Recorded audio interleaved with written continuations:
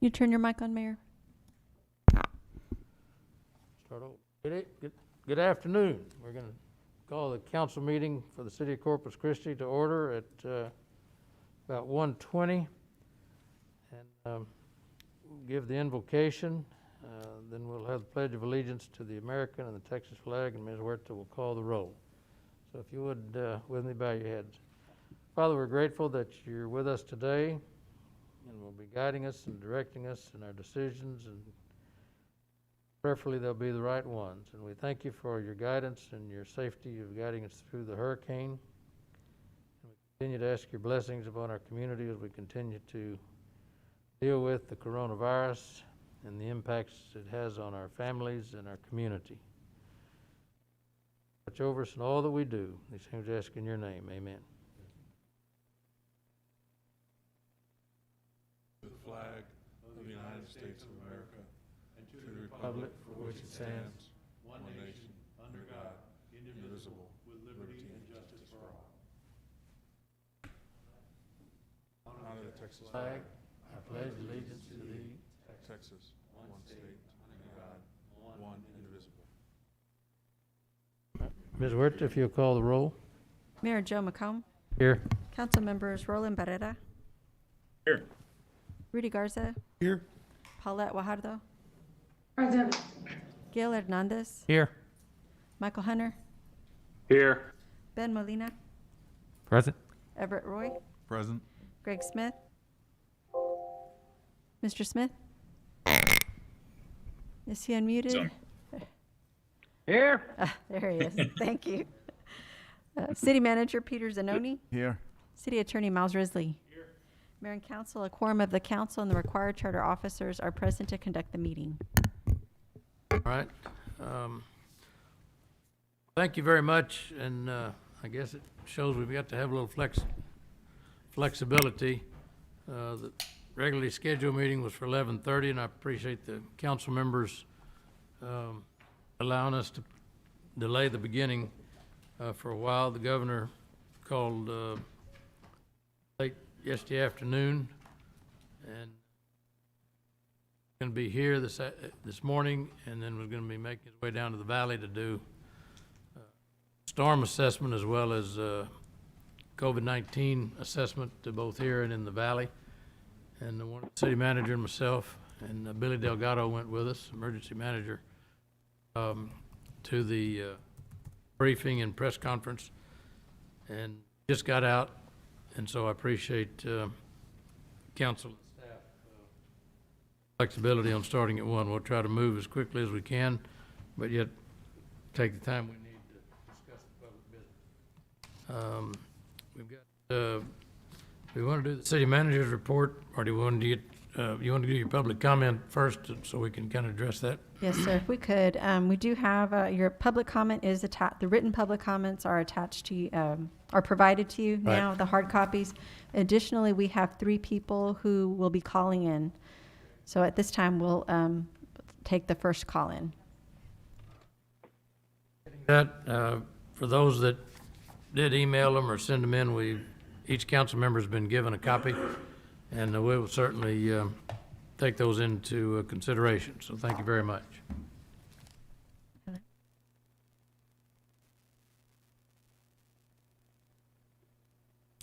Robin? Yes. Hi, Robin. Can you please state your name and address and make your comment? Yes. Dear Council, I'm Robin Carsonson at 449 Claremore Street, Corpus Christi. I'm urging you to put the proposed desalination loan of $222.5 million on the ballot so we the people can vote on it. In the aftermath of Hurricane Hannah, on this very morning, I heard Judge Canals repeatedly speak about restoration and nourishment and caring for life and property and the destruction from storm surges. We had lots of scientific information from prior hurricanes to help us strategize. We also have a wealth of scientific research and examples to show us how a desalination plant would also bring an incredible surge of destruction. We know about the excessive brine that it produces that kills our marine life and destroys an entire ecosystem already precarious. We know it will cut us off from our fishing, birding, tourist industry, our health, while costing us millions of tax dollars and gallons of our own fresh water. For the greater good has collected thousands of signatures on a petition. Let's be good stewards. Let's have a voice in how we care and nurture ballot. SaveCCBA.org. Thank you so much. Thank you, Robin, very much.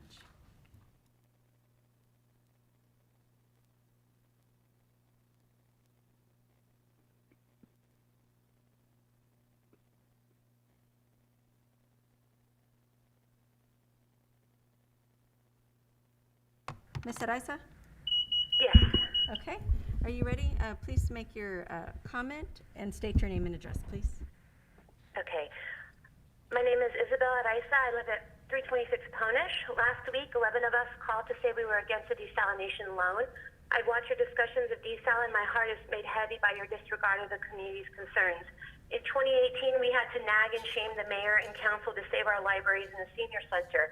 Imagine what we could do, what we could be, if you fought for resources for the public the way you give away our resources to the port and petrochemical industries.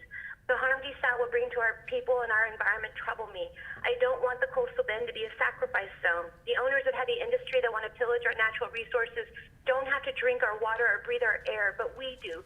You do. Your loved ones do. So I'm asking you, if not for the public, then for your loved ones, stop pursuing desalination for the port and petrochemical industries and put forth a Greater Goods Desal Charter Amendment on the ballot.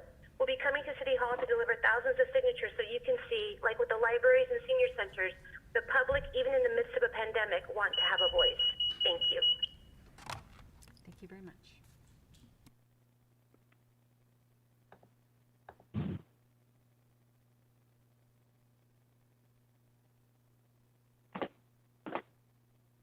Okay, thank you. Elizabeth? Yeah. Okay. Can you please state your name and address and make your comment? Elizabeth Minorga, 5502 Saratoga Boulevard, number 85, Corpus Christi, Texas, 78413. But the city is considering going into debt for the hundreds of millions of dollars to build desalination plant. You have the right to vote on bonds much lower than these. I'm also concerned about the waterways and the future operating and maintenance costs of these plants to go into the billions. So we should have the right to vote on this issue and get on the ballot. Thank you. Thank you very much.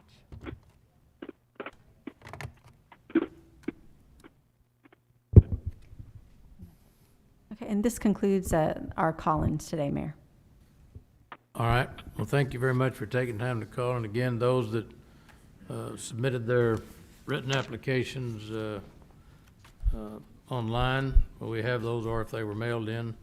I think there were some that were mailed in too. So we appreciate that, and they're in the record. All right, at this time, calling the city manager to give us his report.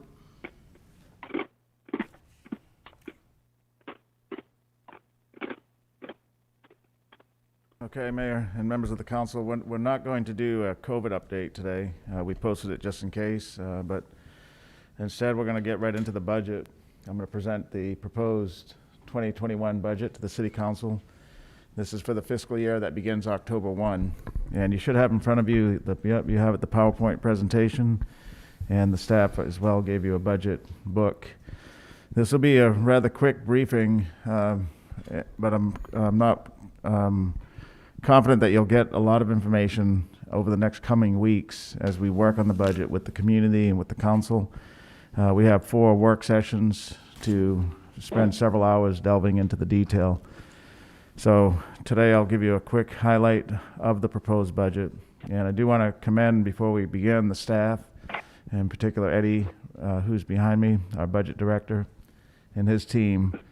I've been doing budgets either directly or indirectly for, I think, 23 years now, but I've never had to do one in the midst of a hurricane and on top of that, a pandemic, right? So, but that goes for Eddie and his team as well, and we appreciate the extra effort and work and critical analysis that they've put in to keep us on schedule and deliver the budget as we said we would today. So the key things for the budget, unlike our federal budget, is it's balanced. And by law, by state law, we need to have a balanced budget for the city. Our budget is balanced. It does address council and community priorities that were brought to our attention years past, but also most recently. We know streets is still a key focus for the council, as is several other areas that the budget addresses. It does focus on public safety and streets. And last year, this time, the council talked about establishing an independent or separate stormwater fee that would be assessed, and you can actually see it on your bill. We hired a consultant, and that was accomplished in time. It's going to be included in this budget. The rates have been adjusted. I'll show you that. And we're going to talk more about it when we have our infrastructure or utilities work session about the detail of the stormwater fee. So we have a modern stormwater fee proposed, and that's included in the budget.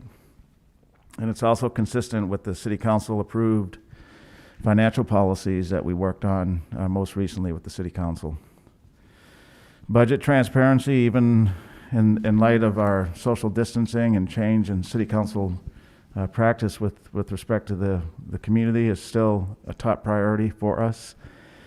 We'll have 5 budget work sessions. We're going to do them all through a WebEx type format, and each of the districts has a focus. So District 1 is August 10th.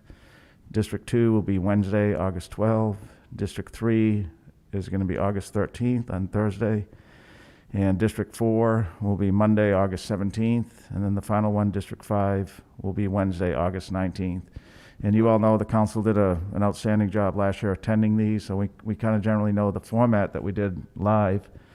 We'll be doing that similar, just via a WebEx format. We're going to show a video first of the budget.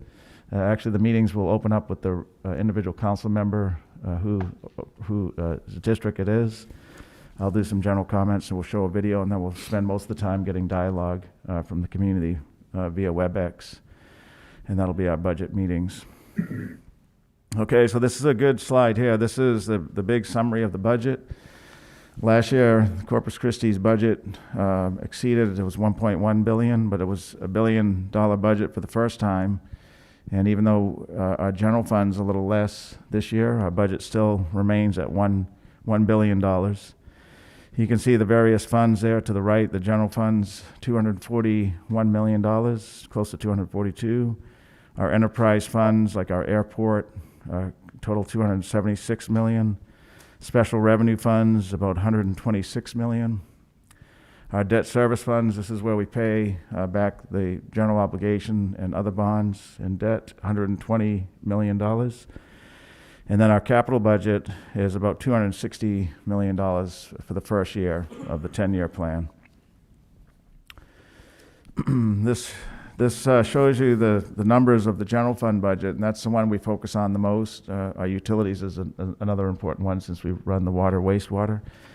But our general fund budget currently is $271 million, with the decrease in revenues, primarily sales tax and other fees. Our budget's going to be 2% less this coming fiscal year. So $265 million is the proposed budget that we're presenting to you today. This shows the general fund. This is a good takeaway slide here. This is the general fund. It shows the revenues in the outer ring, that black ring, and then the services are all in the center.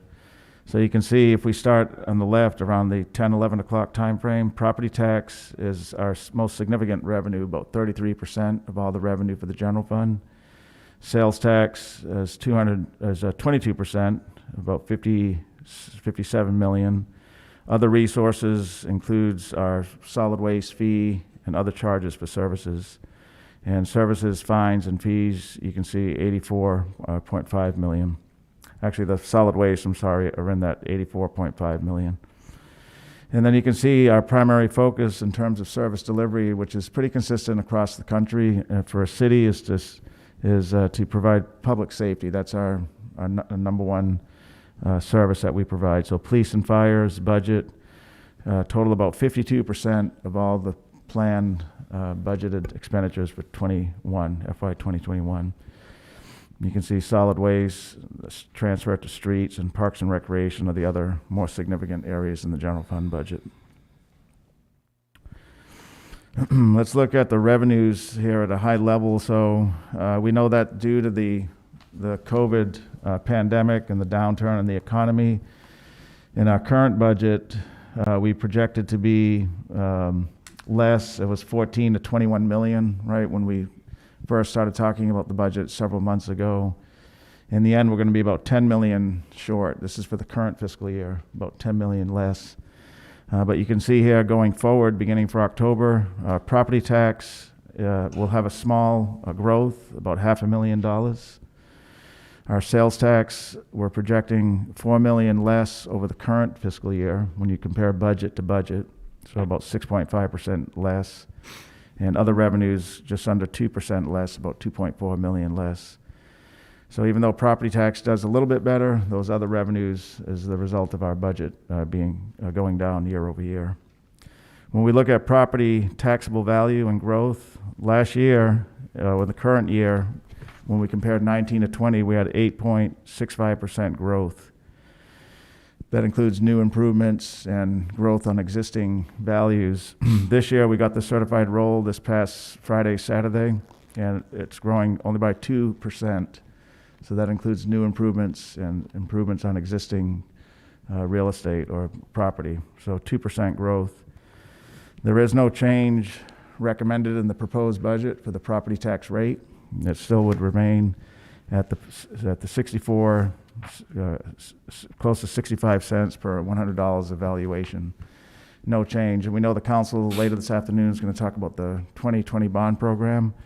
We're not recommending that 2-cent increase that the voters had already approved.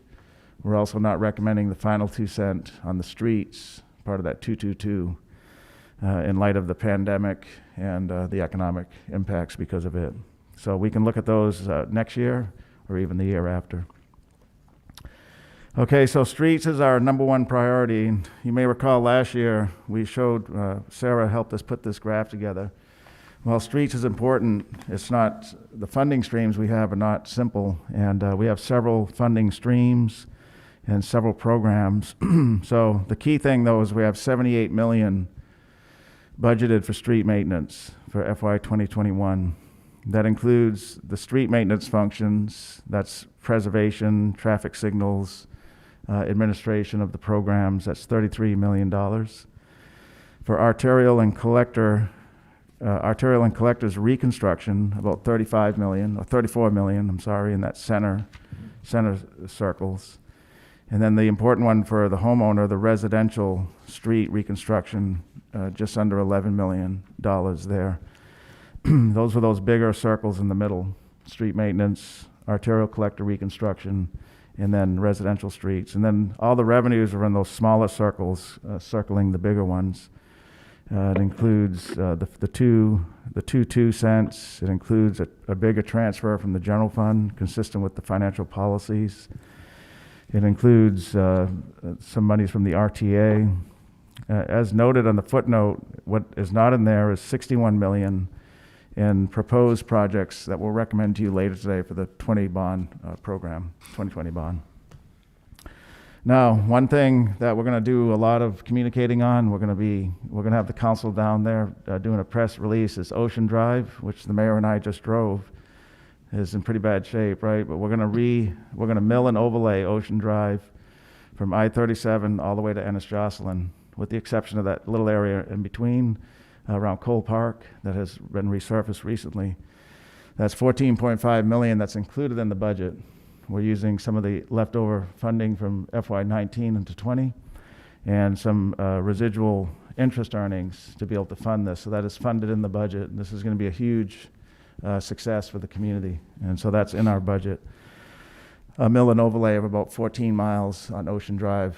It'll be a beautiful drive going forward. The budget also includes $1 million. This will be the first time we've done this, in funding specifically to maintain our concrete streets. We really, up to this point, don't have a concrete street maintenance program, but this will be the first leg of beginning to fund that and putting in as a recurring way $1 million to do concrete street maintenance. And then we also have $300,000 in the budget for increased pavement markings, so that we're refreshing those stripes on the streets. Right now it's every 10 years. This would bring it to about every 4 or 5 years, this additional money. When we look at police, we know last year City Council, I proposed, and the council overwhelmingly embraced this strategy that Police Chief Markle recommended, which is adding 5 police officers for 5 years for a total of 25 new officers by FY24. And so in this budget, we keep good on that promise and add another 5 officer positions. And there'll be a new police academy class scheduled to accommodate some of those new folks. That'll be next July. Also in the budget is phase 2 and the final phase of buying over 800 public safety radios that police, fire, and some of our other operations use.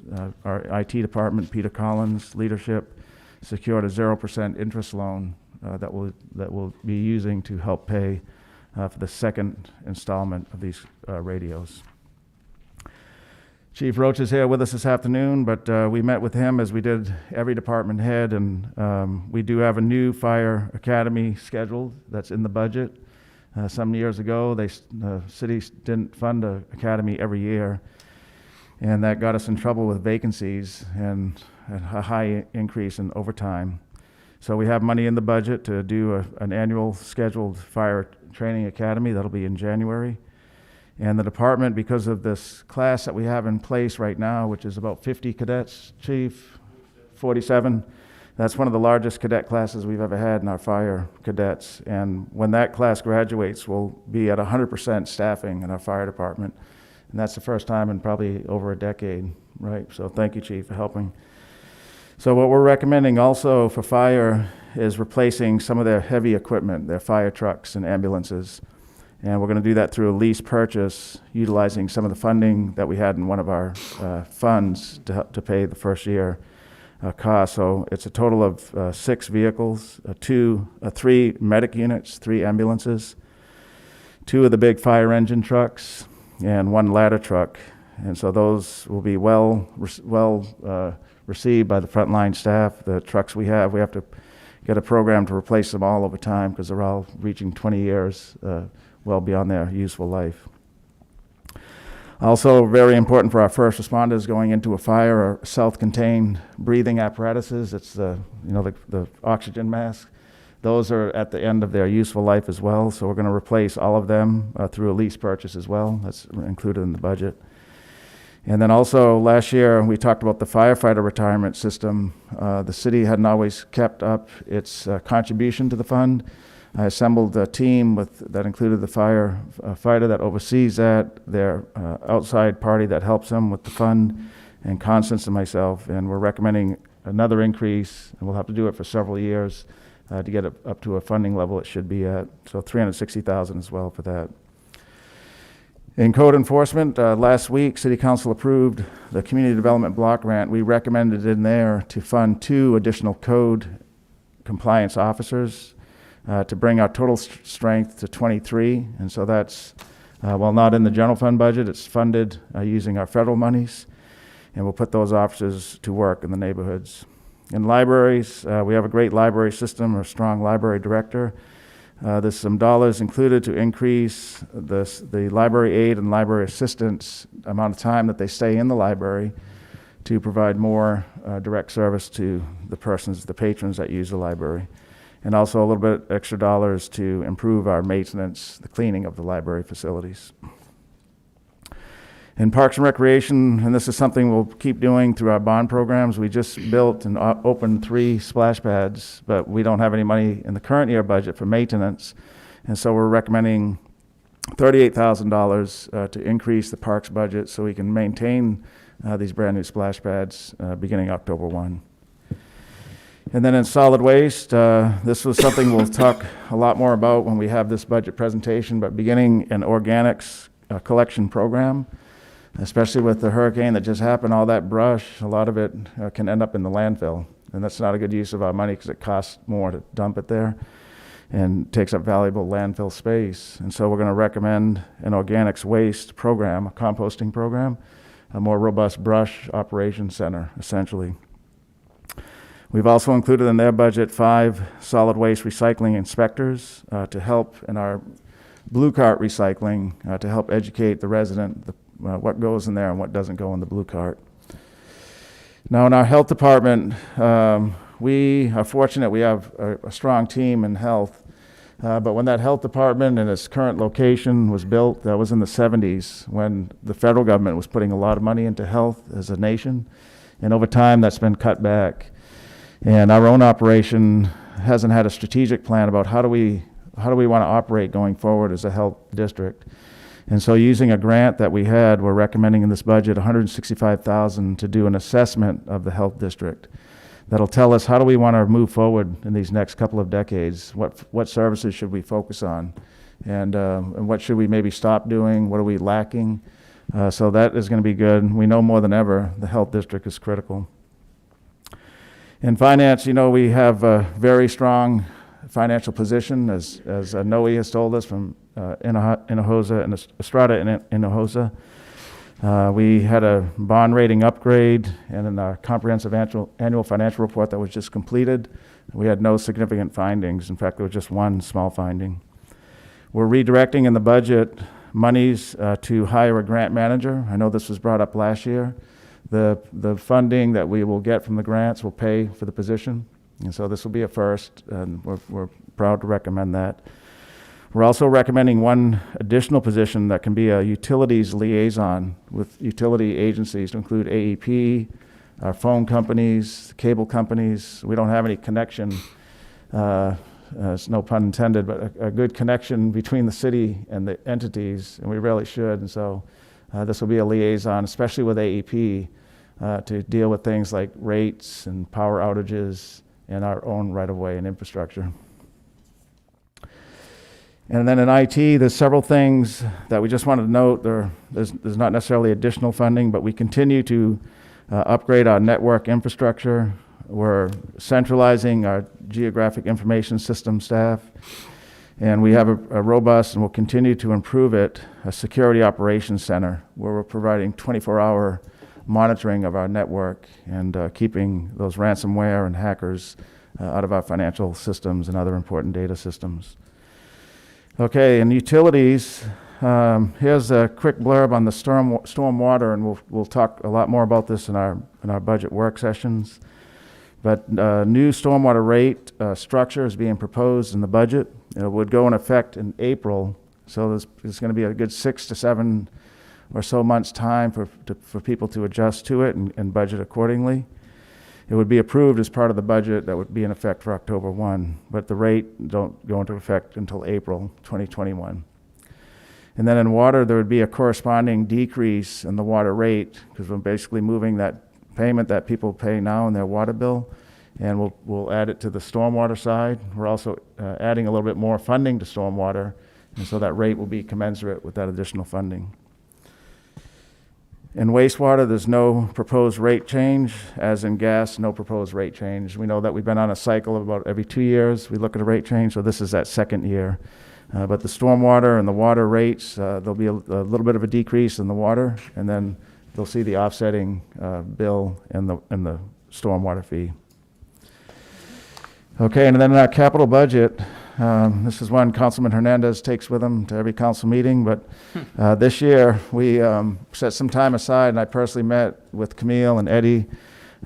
This is our second year of having a capital budget that's done by the budget office, and so I personally met with every director and their teams, and we questioned every project that was in the new budget, and began to get better information, more timely information. We looked at the 10-year plans that they have.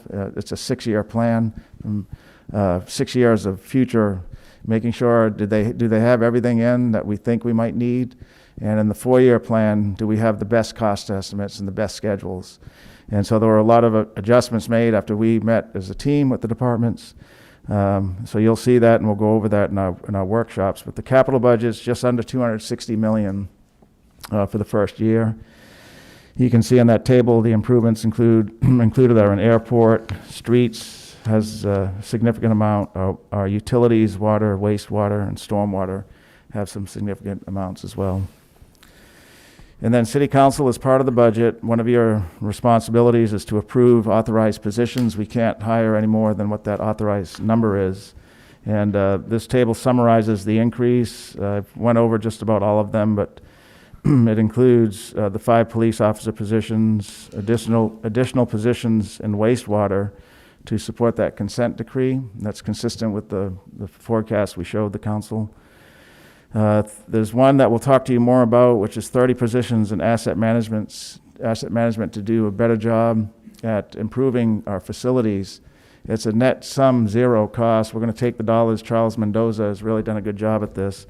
Take the costs that we're using for contract help today, and at a much lower cost, but more consistency, hire our own people to do janitorial work, painting, electrical, AC work. 8 positions in solid waste for the composting and the compliance programs, and then 5 positions in stormwater for inlet cleaning, and that 1 utility liaison we talked about. Okay, so that concludes the presentation. These are the next steps, and don't think that this is the last time we'll be talking about the budget. It's going to be over the next couple of weeks. The council will get a lot of opportunity for a lot of information, and you do have the budget book in front of you this afternoon. So we'll have those work sessions with the council on Thursday at 9 to 11 or later if we need to. We have the budget input sessions, the 5 with the community. There'll be 2 public hearings during the council meeting. We'll have one on the tax rate and one on the budget. Those are required by state law. And then the budget adoption has 2 steps, the first reading on September 8th and then the second reading on September 15th. So Mayor and Council, that concludes the presentation. And Eddie or myself are available if you have any general questions or comments for today. All right. Anybody out on the cloud listening that has a question before we go to, I don't see any lights lit here, but you may have a question or two. Anybody out in the cloud?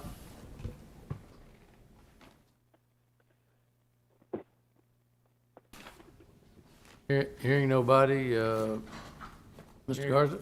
Yeah. Sorry, I'm on this side now. Oh, well, I was looking at Garza and he was down here, so, okay, Well, are you, okay, go ahead, sorry. okay. Peter, I had a couple of questions, but some of them will wait till you get to the workshops.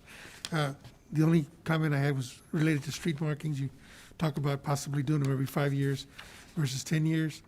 But I know that on some of the street maintenance programs to get to doing the seal coat at 7 years and the overlay at 15 years and the seal coat again at 22, it seems to me like the street markings ought to match so that we don't go in there and do the lane markings at 5 years and then do the seal coat at 7. Yeah. So you may want to just rethink that. No, see yeah, if it- okay. Richard's here. I don't know if you want to add something to it, Richard, but we won't waste good financial resources like that. Yeah, so it'll be timed. There There's needs to be more- time there's- with whatever we're going yeah. to do to Yeah, so- do the street maintenance programs. Yeah, go ahead. Yes, sir. Good afternoon, Mayor, Council. Yes, that's correct. We would make sure that we time that and not put the street markings down and then come back and Cover it. pave over the top of it and waste our tax dollars. Yes, sir, you're correct. Okay, great. Thank you. Mr. Nennis? Yes, real quick, in the presentation for the consent agenda, it said we were gonna be spending 50 or 54 million in the first year for the consent agreement, but in your presentation, you only had 41.8. Is there a reason for the difference? I don't have the answer here today in front of me, but do you know, Eddie? No, I don't know. Okay, we're gonna have to check get on you that that. for you. Yeah, I It just may want to be- make sure, yeah. I mean, we have Yeah. to spend, Yeah. what, the 725 million over the next 15 years for the Right. consent agreement? I'm assuming we're starting year 1 Yes. for our fiscal year. Is this, can maybe get some clarity on that? Yeah, we'll get you some clarity. No problem. Okay, thank you. Okay. Anybody else on the budget presentation or briefing on that? Yes, sir, Mr. Molina.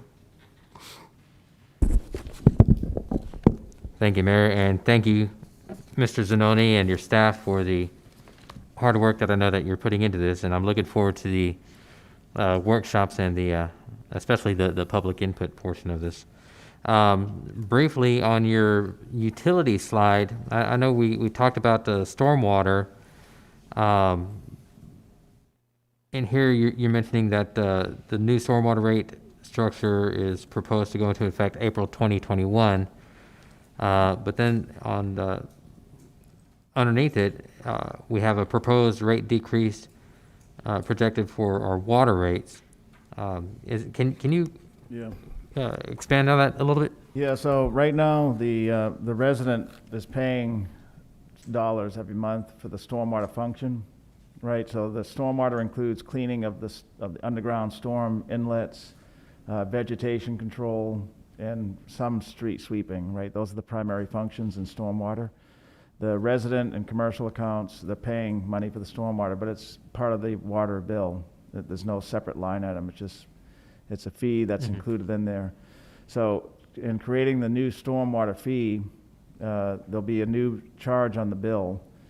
And we don't want to have, so we're going to reduce from the water charge the amount of money they pay for stormwater and put it into the stormwater fee. So the water side will come down a little bit, and then you'll have a new stormwater fee. It won't be exactly net zero, because we're going to recommend some additional spending in stormwater to have a better program. But that's the thing. So we reduce the water bill and increase the stormwater for big picture thoughts is a net sum of zero. And so that's the mechanics of it. And I know we've talked about a street sweeping program Yes. for the city. Is that included? That's included, yes it is. Okay. And it's going to be ramped up over time. But year one, Richard's here with me. He'll talk to us about the particulars, but we really need to do a much better job at street sweeping. You can see a lot of the debris and floatables along the bay after the storm event from Hannah. But have we had a robust street sweeping program where we're doing arterials and collectors more often than residential sweeping? We don't do any residential sweeping today. Yeah. You would not see a lot of that stuff. But Richard, can you talk about the schedule? Yes, sir. So what we did when we were working through the stakeholders group, we looked at what was the improvements that we needed to go through and improve, and the stormwater street sweeping portion is the major component that we're looking at in the 6-month area that we're funding for this next fiscal year. And you're going to see a proposal, an ordinance come to you in the next couple of weeks for approval for the contract for that, because we've already put that out. And we're going to be sweeping arterials 4 times a year, all arterials. Right now, we only sweep 9 corridors. We're going to sweep downtown 152 times a year, and we're also going to sweep residential streets twice a year as well. So it's going to be a robust street sweeping program, and that's what we concentrated on this year. And so we've been working on that, in the last 6 months to try to get that contract up and running. So as Mr. Zanoni said, looking at the water rates, which right now today, for stormwater, it's based on the amount of water usage, not on the impervious cover, what actually is coming off your property into the storm drain. And so we're trying to right size a bit. And as Mr. Zanoni said, it's not a net zero because we're looking at that street sweeping program. But other than that, it's small components that we're looking at as well. So hopefully in this next year, if you, when you do have that evaluation of the program to the ordinance in front of you, that if we have a positive moving forward on that, we'll start that program immediately in the next couple of months. I appreciate it. Thank you all. Thank you, Richard. I don't see any lights on here. Anyone out in the hinterland? If not, then we'll go to item number G, the approval of the minutes of our July the 21st meeting. Is there a motion for approval of the minutes? So moved. There's a motion. Is there a second? You second? We got a motion and a second for approval of the minutes on item 2. Any discussion, corrections, deletions, modifications? If not, all in favor of passage of approving the minutes, say aye. Aye. Aye. Anybody opposed? There's no board and committee appointments, is that correct? All right, consent agendas consist of items 3 through 16. I think 3 through about 6 were first, this is the second time through, I think, is that correct? Correct, Mayor. Yeah, it's a second read on these. And then 7, 8, 5-year agreement, master agreement, these are pretty much agreements, maintenance, service agreements. Well, item 15 is the bond program. I don't know that you want to just try to get that on a consent agenda, do you? No, we have a presentation for that, Mayor. All right, so We went in, Mayor, is this rolling? I'd like to pull item 13. I just want to mention something. all right, 13, and we're gonna pull 15. And Mayor, could I pull number 5, please? Number 5. Okay. Anyone else on items 3 through 17? At the 16?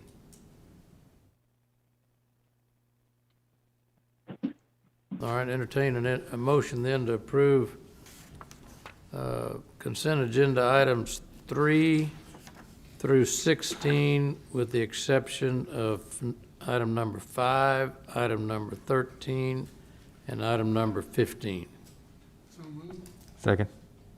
There's a motion and a second for agenda items 3 through 16, except for 5, 13, and 15. Ms. Worth, you want to call the roll? Yes, sir. For passage of the consent agenda, as stated by the mayor.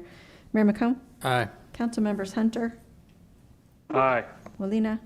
Aye. Roy? Aye. Smith? Aye. Barrera? Aye. Garza? Guajardo? Hernandez. No. The consent agenda passes. All right, item number, which one? Number 5? five, yes, sir. Yeah. Change order PLW Cadugua Partners, is that right? The Woodlands, work at the ON Stevens Water Treatment Plant. Yes, sir. Jeff Edmonds, Director of Engineering Services. This item was reviewed last meeting, and it's a two-reading ordinance because it involves amending the CIP. Okay. Right, this is one of the things that I was kind of asking on specifically, and I noticed this on the last time we had a change order come in here. The contingency is 25%. Why is it 25% and not 10% for contracts that we have in the, as an ordinance?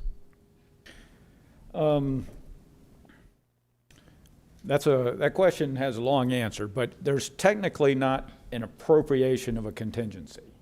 It's more of just a tracking item that we do. It's not appropriated. Funds are not encumbered for a contingency. We encumber it at the contract value. It's more of a something that's done at the capital budget level than at the project level. Well, in the actual summary you have here, you have it stated out as a line item.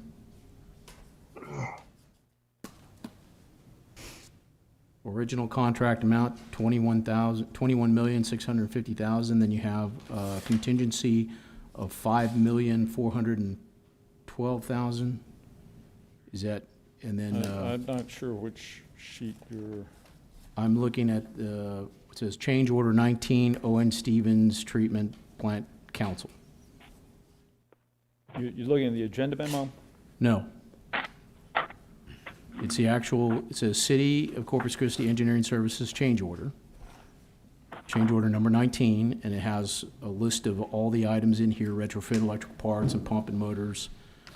And then if you look down at the listing of cost, original contract amount, and it says total change order contingency amount.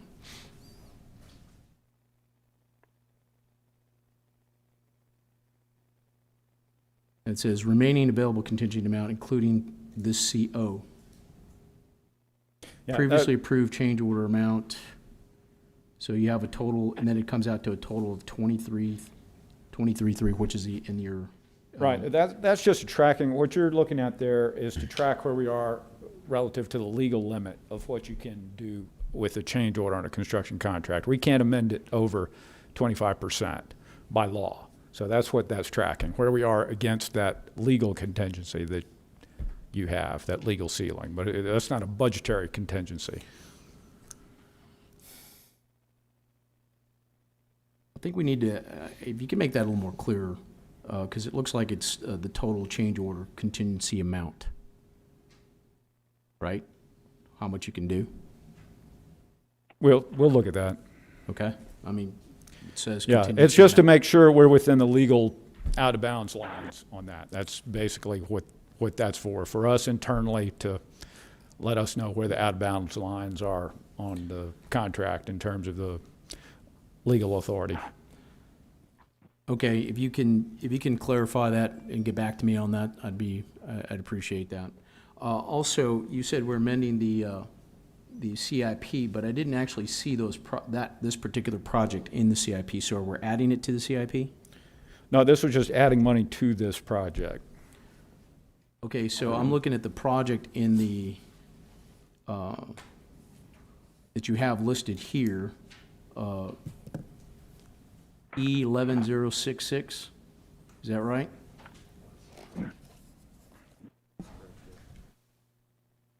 That's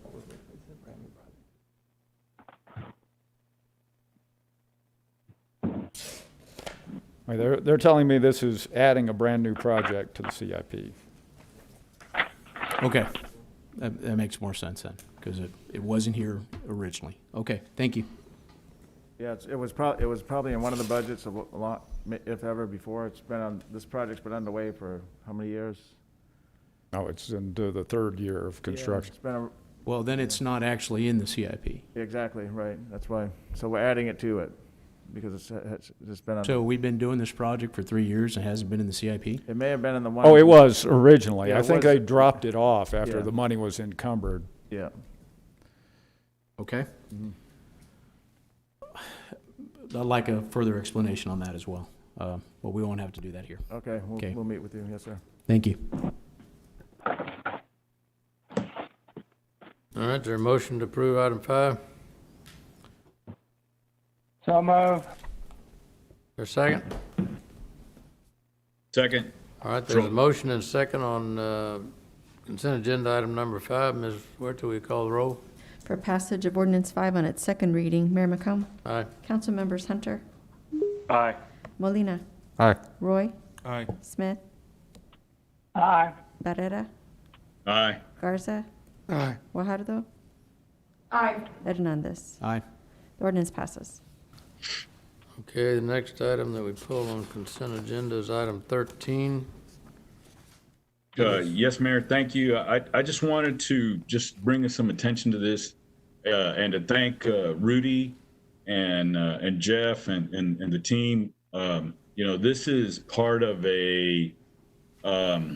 I guess, a legacy project for me, as another one that was initiated originally, or somebody that at least stomped on the ground to try and get this done, is the sidewalks on Sunnybrook Street, which is the border of District 2 and District 3, but it's where Priscilla Leal is the one who really initiated this. Gosh, I guess it was maybe 12 to 14 years ago. So I just wanted to thank staff and to publicly acknowledge former council member Leal that we're finally fulfilling her request. It's only to Evelyn Street, but it's a great start. And so with that, I'd like to move for approval. Second. Second. All right, got a motion in several seconds, so call the roll. I think you'll get 100%. For passage of motion 13, Mayor McComb, Aye. Council members Hunter, Aye. Molina, Aye. Roy, Aye. Smith, Aye. Barrera, Aye. Garza, Aye. Guajardo, Aye. Hernandez. Aye. Motion passes. All right, that's item 13. Item 15 is resolution approving a list of street, parks, public safety projects for the 2020 bond program. We had a presentation last week, I believe it was, and had some discussion, and this is the staff's response to that. Yes, it is. Jeff Edmonds is going to present, Mayor, so the kind of the in summary is that we're presenting to you a bond program that's $40 million less, and that the reason being is that it would not require the 2 cents to the tax rate that the voters approved as part of the 2018 program.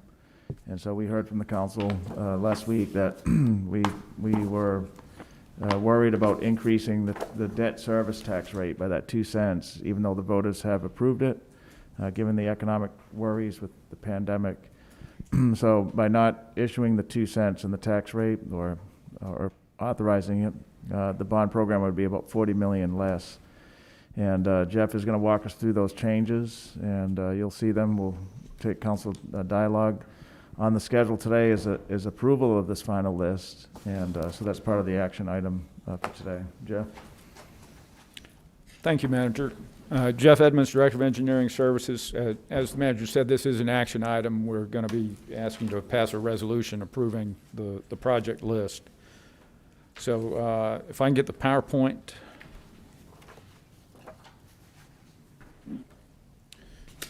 Okay, next.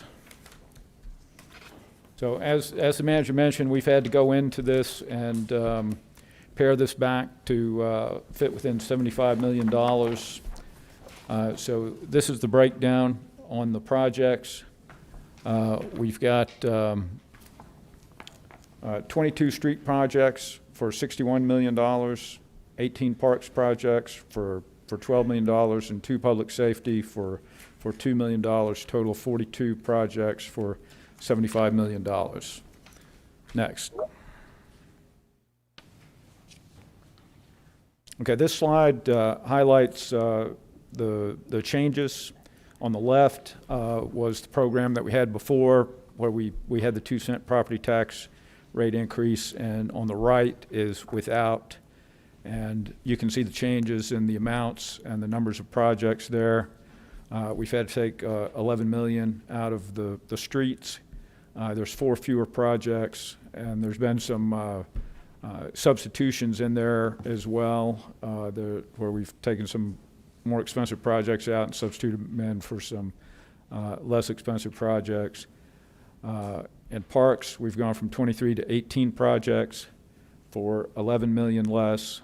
And with public safety, we're still keeping those same 2 projects, but we're only funding the front-end work, the design work. The construction is going to have to be funded in a future bond program or some other way. Next slide.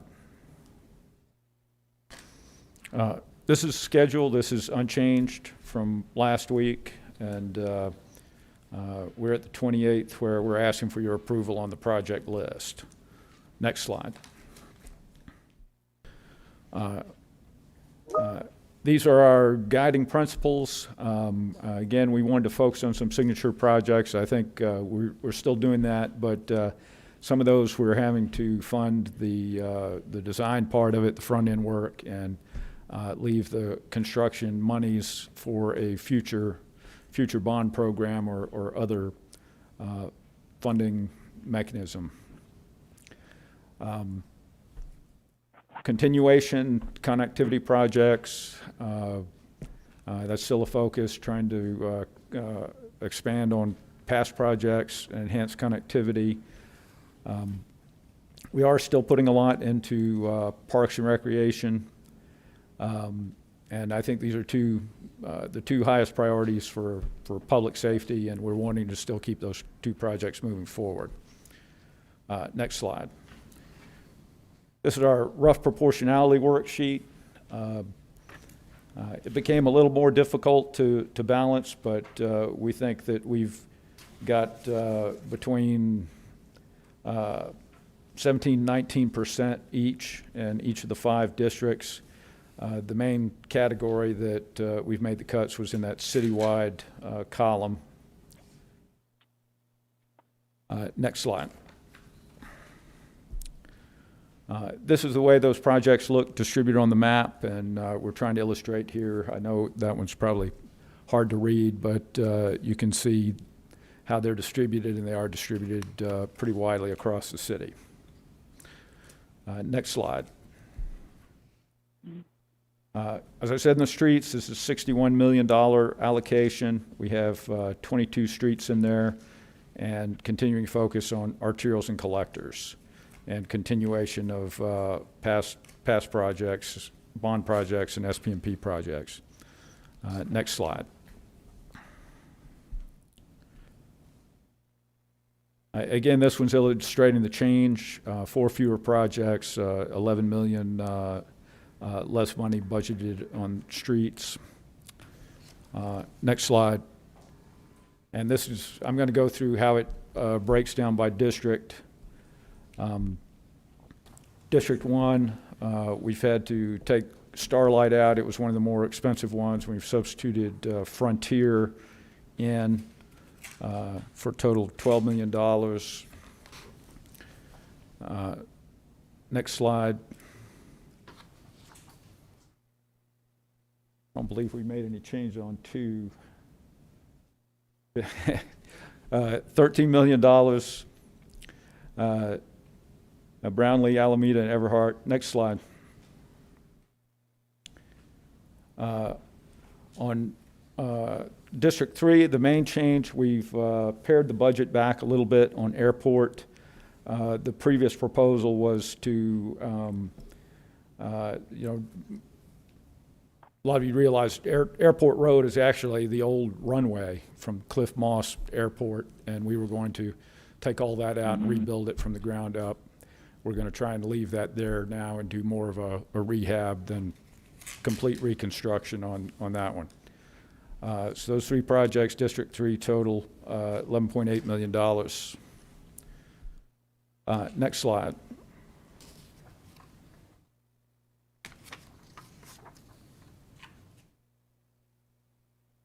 This is District 4 list, and I don't believe we made any changes on this one. Total $12.1 million. I would say that Beach Access Road, we don't think that's going to be enough money to build it. That's a design, and we note that on the detail that's in the packet you got. Okay, next slide, District 5. Main change we had on this, there's 2 changes. We realized we had a math error on LIPES. We had included the total project cost. It had the utilities and the road construction. We have backed out the utilities part, so that number went down on LIPES. On Rod Field, there was a little bit of a confusion where we were going to terminate that because there's been some realignment of Oso Parkway, and so now we're stating the limits are from Yorktown to Adler, which is the last developed road headed towards Oso Creek. And then since we had some savings on LIPES, this is a project we actually added. I know we had heard some discussion about doing Rod Field or doing Yorktown, and I think everybody felt like we really at some point are going to have to both of those projects. And so we put money in here for the design on that portion of Yorktown from Rod Field to the Oso Creek Bridge. Next slide. So you're just kind of passing over Yorktown? Pardon me? The need to get to Yorktown? You're just kind of passing that over? Let me go back. This was just the design. So we're putting Rod Field and Yorktown, just the design from Rod Field down to the Oso Creek Bridge, or the mud bridge.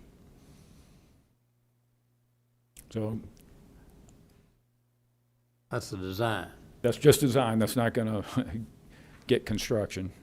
So what was it's my understanding that the last time we went through this exercise for 2018, those people were given, we don't have enough money this, but we'll put it in the 2020, so some of those people went ahead with their projects in anticipation of what was promised them by the city, and now we're here at 2020, and that promise has not been delivered on.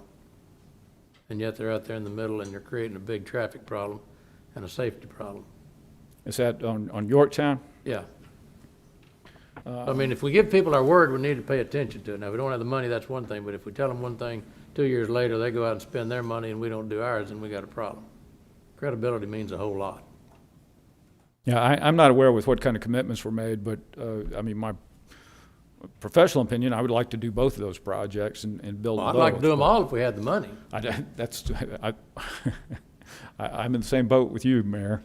Unfortunately, we've got to make some hard decisions, and so we felt like this was a way to make a step towards solving some of the transportation problems out there. And there's going to be something in the future that we're going to have to do. Is going to be a big project to improve. Well, I guess that. getting back to my other question, and I don't have a pig in the poke, I mean, I'm just trying to seem to do what's right.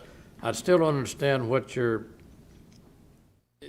the motivating the staff to move forward on a road that TxDOT in their 10 to 20-year plan really is gonna do, and spend our money to do it now when we've got other needs more pressing than the 10 to 20-year plan that TxDOT's got for that road out there. I mean, I'm not that rational, or can tell me where I'm wrong. I heard all the safety problems, but on the one hand, you're going through a bunch of vacant property, and Brazelton subdivision doesn't have any exits going out to this new street. He's gonna have to make a new exit. His whole subdivision's contingent upon getting out to Yorktown. I mean, I'm just trying to understand the rationale why you're going to a vacant piece of property where you got people all up and down Yorktown that need that road now. Mayor, can I interject here? No, I'm asking the staff. They've got to justify why they're recommending it, other than political influence. Now, if that's the reason, explain that too.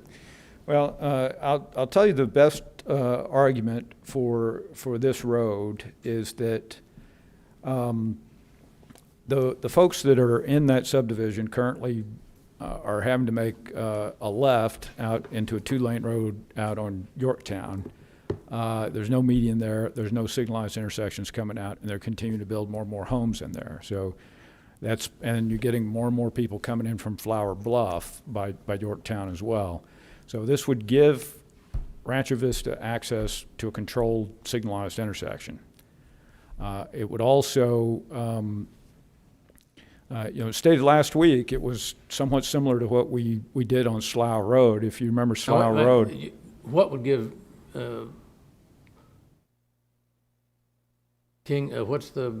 Rancho Vista a signalized, you're talking about on the new Rodfield Road? Correct. Why would you need a signalized, if they're coming out of there and they're having to turn right to get back to Yorktown, why would you even need a signal? Well, no, they would turn right on Rod Field. The signal would be at Yorktown and Rod Field, so they could make that left with a protected left turn with a traffic signal on. Why don't you just make a signal there where it comes out to hit Yorktown now? Don't even have to build a road. Road's already there, it just doesn't have a signal. Well, I don't know that we would want to have another signal that close in proximity to the Rod Field signal. So you can spend $500,000 or say $1 million on a signal, or you can spend $5 million for a street light down the road that nobody on Yorktown would benefit from until they got to Rod Field.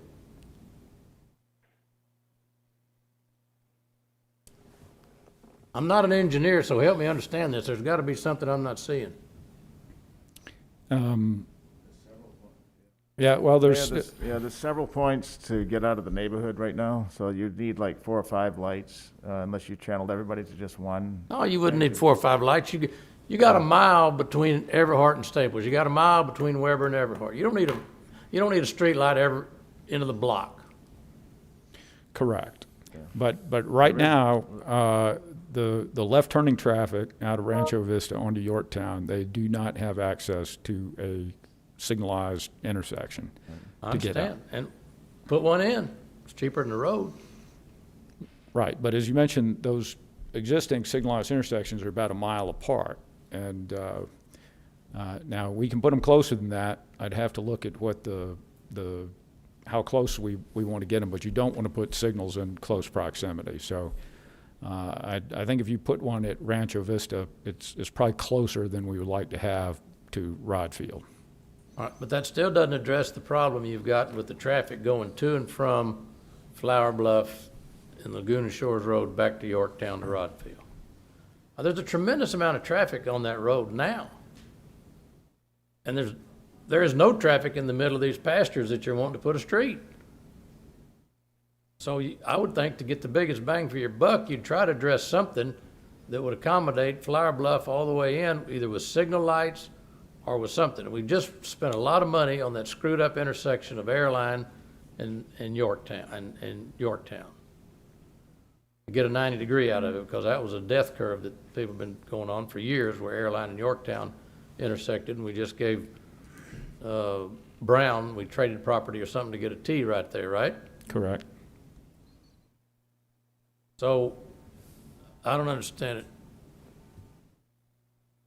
This is my daughter calling from Washington to wish me happy birthday, but I can't answer it. It just,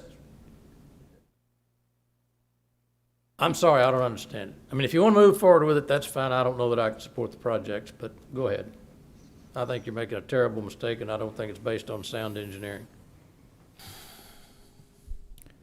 Well, this is our staff recommendation, and I started to mention the Slough Road project that I know you're familiar with. We had to build an alternate way out of that development before we could improve that road because of the impacts that improving that road were going to have on the ingress and egress from that subdivision. Yorktown has a lot of similarities to that because right now, as you mentioned, it's a heavily traveled road and there's not an alternate. So if you had the Rod Field Road in, that could provide an alternate way for those folks to get out while the Yorktown construction is taking place. Okay, next slide. Parks, we've got 12 million budgeted in that category, 14 parks projects, plus 4 additional that we're calling the citywide projects. Let's go to the next slide. That's a detailed breakdown. We had 23 projects initially. We've reduced that down to 18.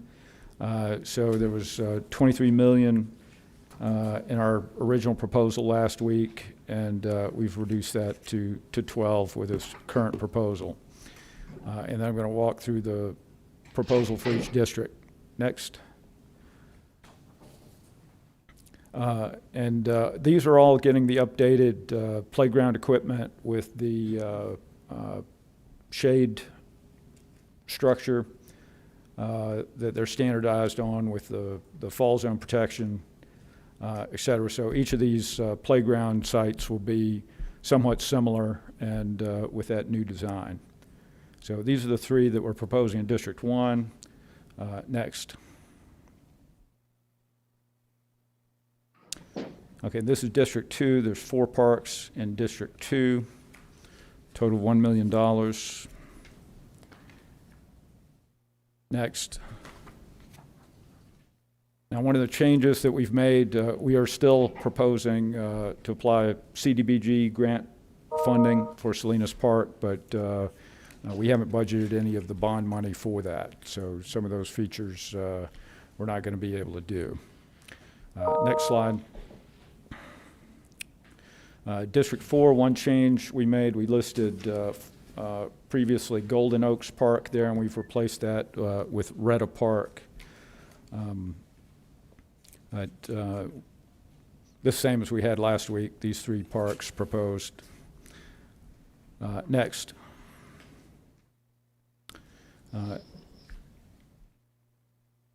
District 5, we've got 4 parks for the playground equipment. The next slide.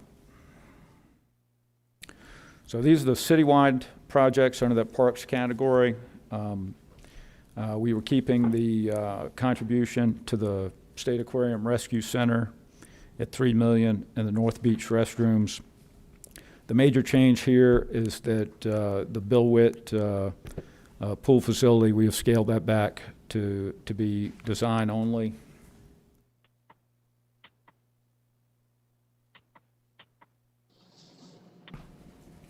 And we're still proposing to make the improvements at West Youth Park. Next slide. We are still proposing to move forward on the public safety top priority projects, but we've only budgeted $2 million to this for the Morgan Street Fire Station and a new police training academy, but these are for design only. Next slide.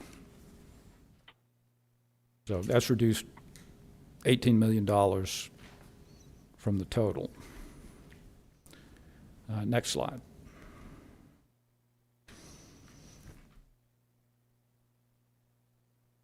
That's how that breaks out. We were estimating $750,000 for the Morgan Street Fire Station and 1.25 for the Training Academy. Okay, next slide.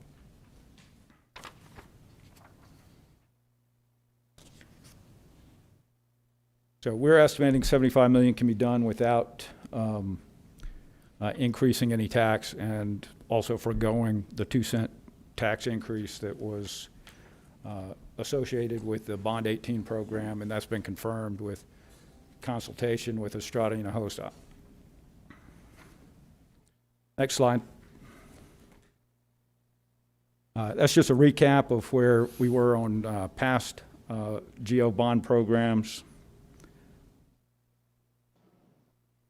So we're a little below where we were on 2018. And next slide.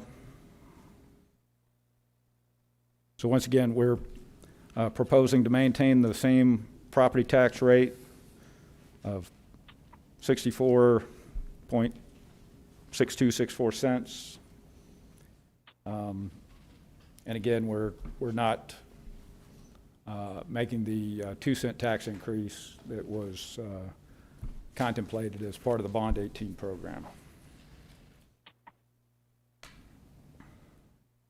So that concludes the formal presentation.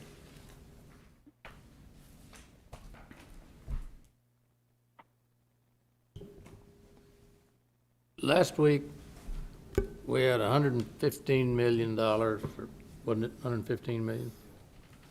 And no tax increase. Right? No?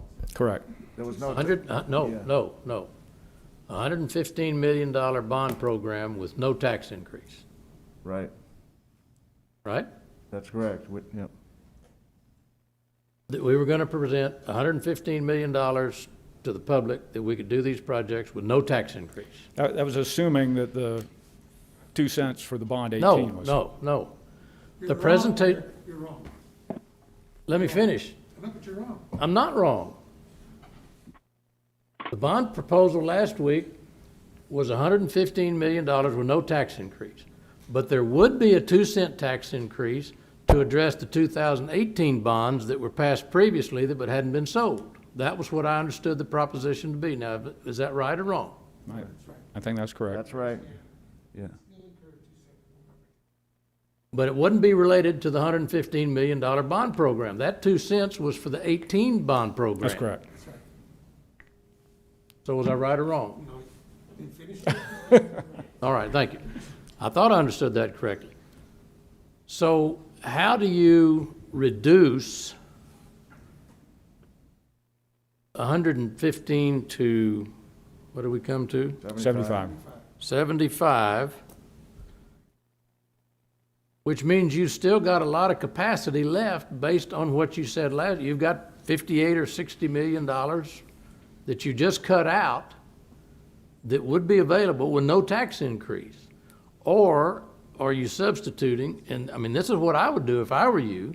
I don't know how much of this 2018 bond program have we not sold? Any of it? We sold it all, Mayor, just recently. So we issued all the bonds for the 2018 a couple of weeks ago, Constance, right? That's why we had our credit rating checked, and we got the increase in our credit rating. But the entire 96 and 98, the entire 96 million was issued within the past couple of weeks for the 98 program, for the 18 program, I'm sorry. So, but what it assumed, Mayor, is that the 2 cents that would have been levied to pay for the 18 would continue, and it builds that additional financial capacity in the 20 program. And so while the 20 didn't need any increase, it assumed and relied on the 18's 2 cent increase to increase that capacity in borrowing. So that's why we're having to cut this one back. All the projects are in the 18 are underway, under design, mostly, right, Jeff? So, yeah.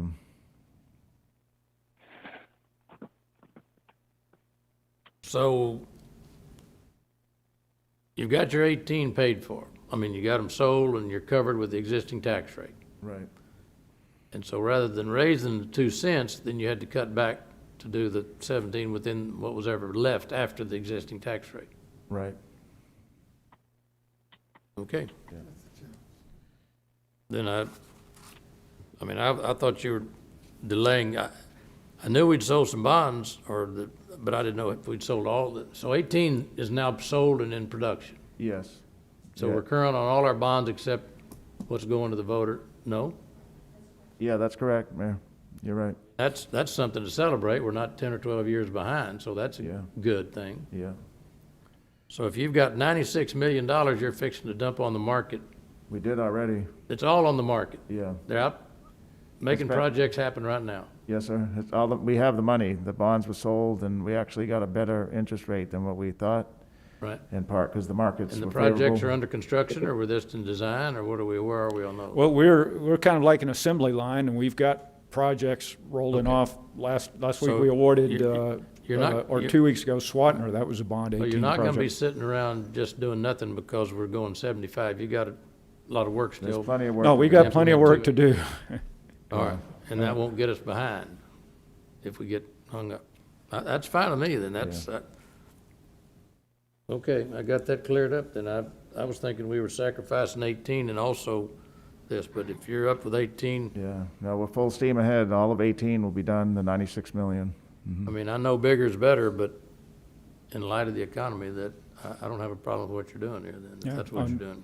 On 18, we added I don't understand some of it, but it's. 22 million for each penny. That was about the estimate back then. Okay. You want, I'm sorry,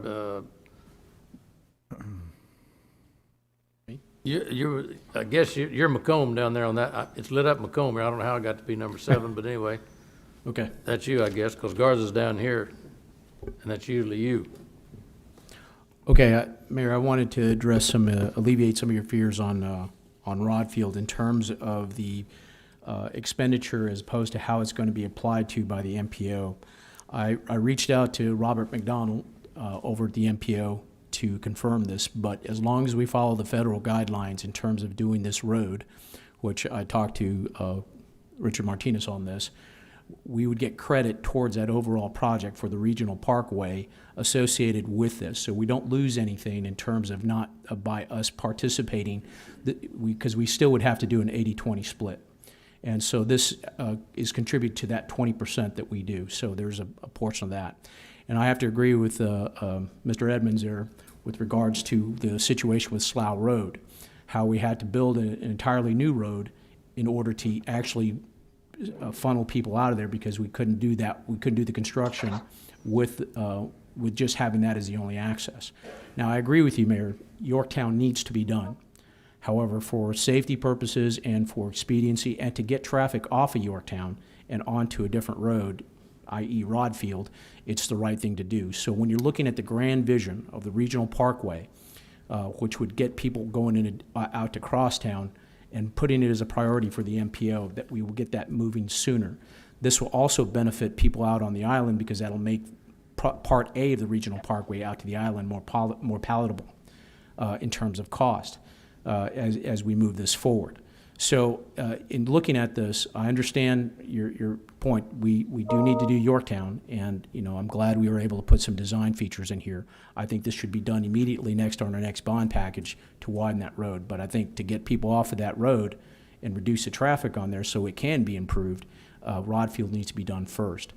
Now, this is something I've been working on with the MPO. As you recall, I went to the MPO meetings to move that up forward from a 20-year project to a 10-year timeline, so we can get that regional parkway moving. With the increased number of families moving into that, Rancho Vista, I think, is 1,400 families. With the addition of the Del Mar campus at the intersection of Rodfield and Yorktown, we need to have this, and we need to have the vision for the future to build that regional parkway, so we can have that mobility for those people that live in that area. I understand, this may affect some people down the road, but what we're talking about is that both projects are important. I just think the sequencing should be Rodfield, for the safety purposes, and then Yorktown. I agree with you on that. Okay, so The other question I have is I want to talk a little bit about the parks and recreation and the decision for some of the parks. Do we have a study on how the park's usage and which one gets the most usage versus other parks?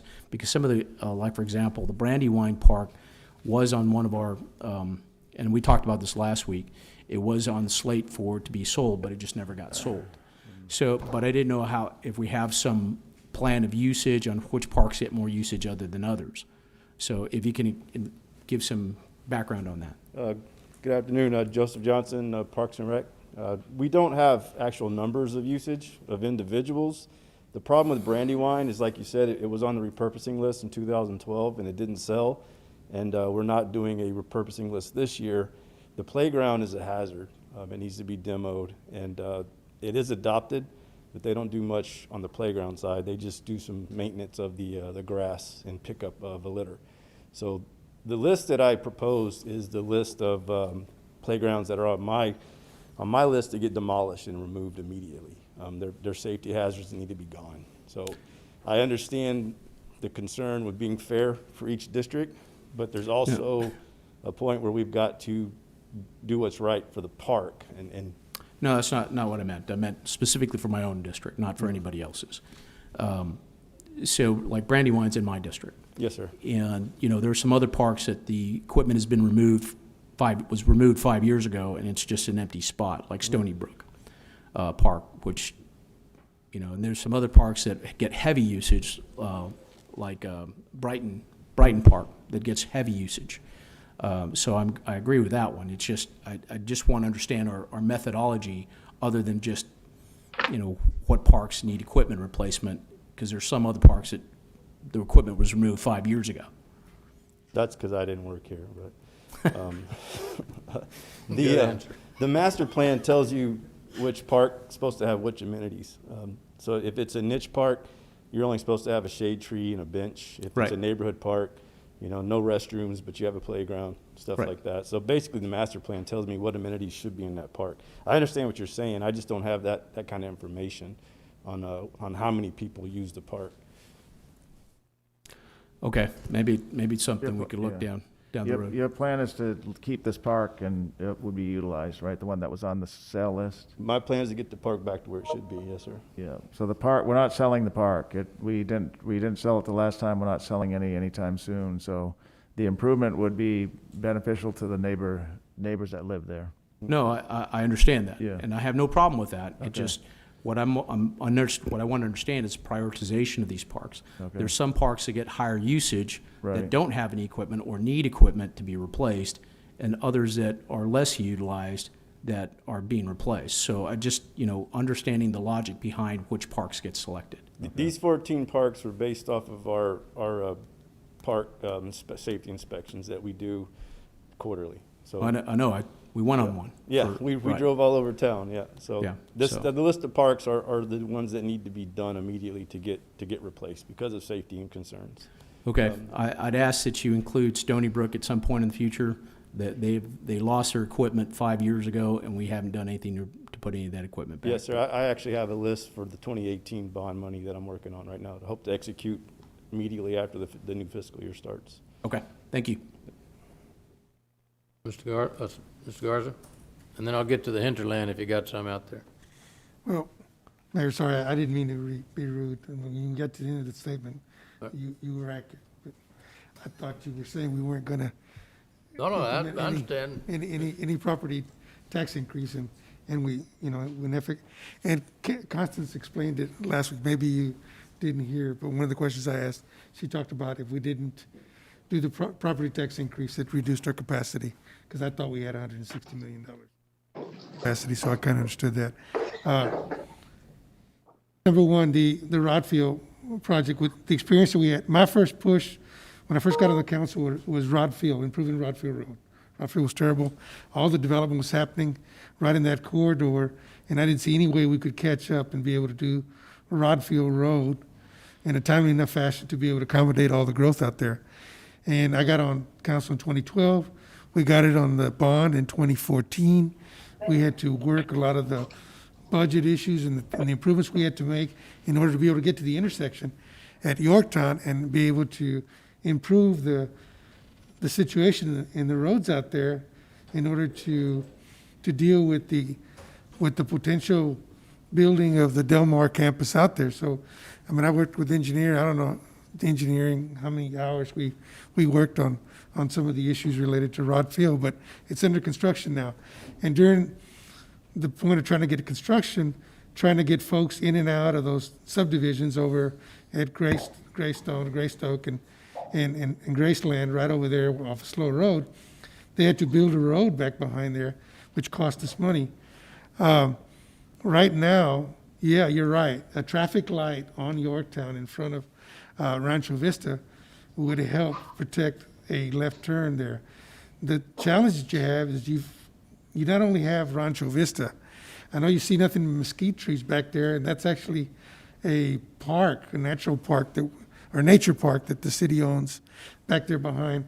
But there's some subdivisions back there behind the Rod Village industrial complex back there that you have to wind all the way through Bear Creek to get to Cimarron. And some people come back across a street called Safety Steel and then connect back in there and drive through those terrible roads right there at Bay and Hull and in there in order to get to Yorktown. There's still not a protected turn. So that Rod Field extension would improve the ability of those folks in those houses way back against that nature park to be able to get out and get also to protected turn on Yorktown sooner. So again, you wouldn't just fix the issue by putting a traffic light over there in front of Rancho Vista. You'd still need to figure out some way to get relief for the subdivisions that I believe it's Moses Agassi has built back over there off LaSalle and Kodiak and all in that area. So yes, I mean, none of those people were promised redoing Yorktown. I started having conversations about that a while back, but typically the developers will come in and they'll see some open land or a tract of land, buy it, and then they come in and start drawing up their plats. And once we get the plats approved, they expect us to be able to go in and put in the infrastructure in order to be able to get them in and out of their subdivisions. And that's what would happen over off of Slow Road and Yorktown. Also happened off of Airline before with the improvements off of Airline. So I mean, we got some challenges and we're trying to get ahead of these challenges. But I think right now we're in a position where we're delivering a lot of the projects in 2018 in a timely manner. That wasn't the same situation we had in 2014 and 2016. I'm okay with us designing Yorktown because by the time we'd get that Rod Field relief valve done, then we could start construction in 2022 on Yorktown. And then the timing it wouldn't be delayed that much because we didn't just appropriate it or approve it all right now.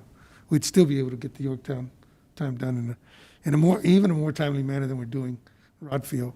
And I'm not talking about the Rod Field extension, but I'm talking about the Rod Field from Yorktown to Saratoga. So. Anybody else? Yes, Roy? I'd like to make a comment, Mayor. Excuse me, Ms. Guajardo?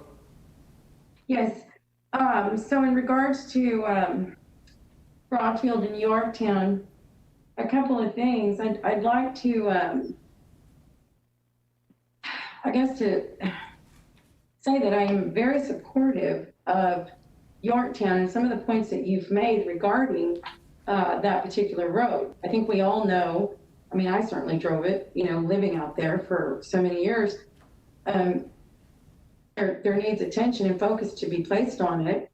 However, I'd like to see a plan. Yorktown from Rodfield to Waldron is 4 miles.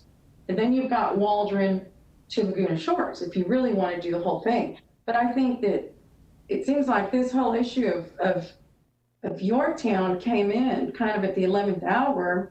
And I don't know if I know both of these projects are in Councilman Hernandez's district, but I don't know what conversations have been had in regards to Yorktown versus Rodfield prior to the other day, last week.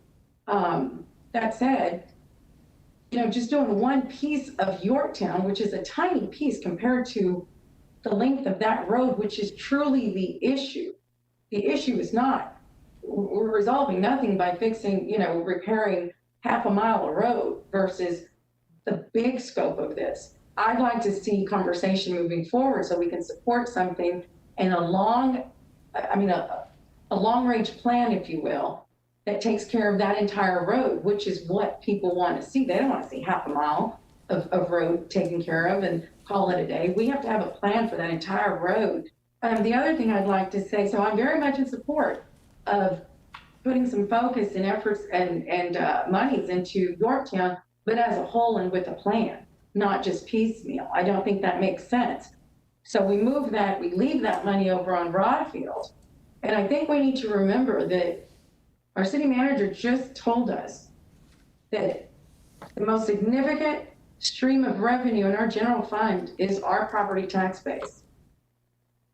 This road not only addresses a public safety issue for what's existent out there and what's coming, but it also is a road to at least, at a minimum, $25 million in property tax increase values. So, I don't think it's fair to say we're throwing a road out in the middle of a cornfield. We're not doing that.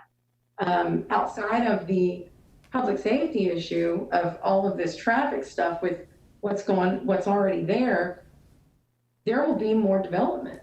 So the investment of $4 or $5 million, the investment on return, I should say, on that is astronomical, because all you need is 100 houses out there at 250,000 each, and you're at 25 million plus.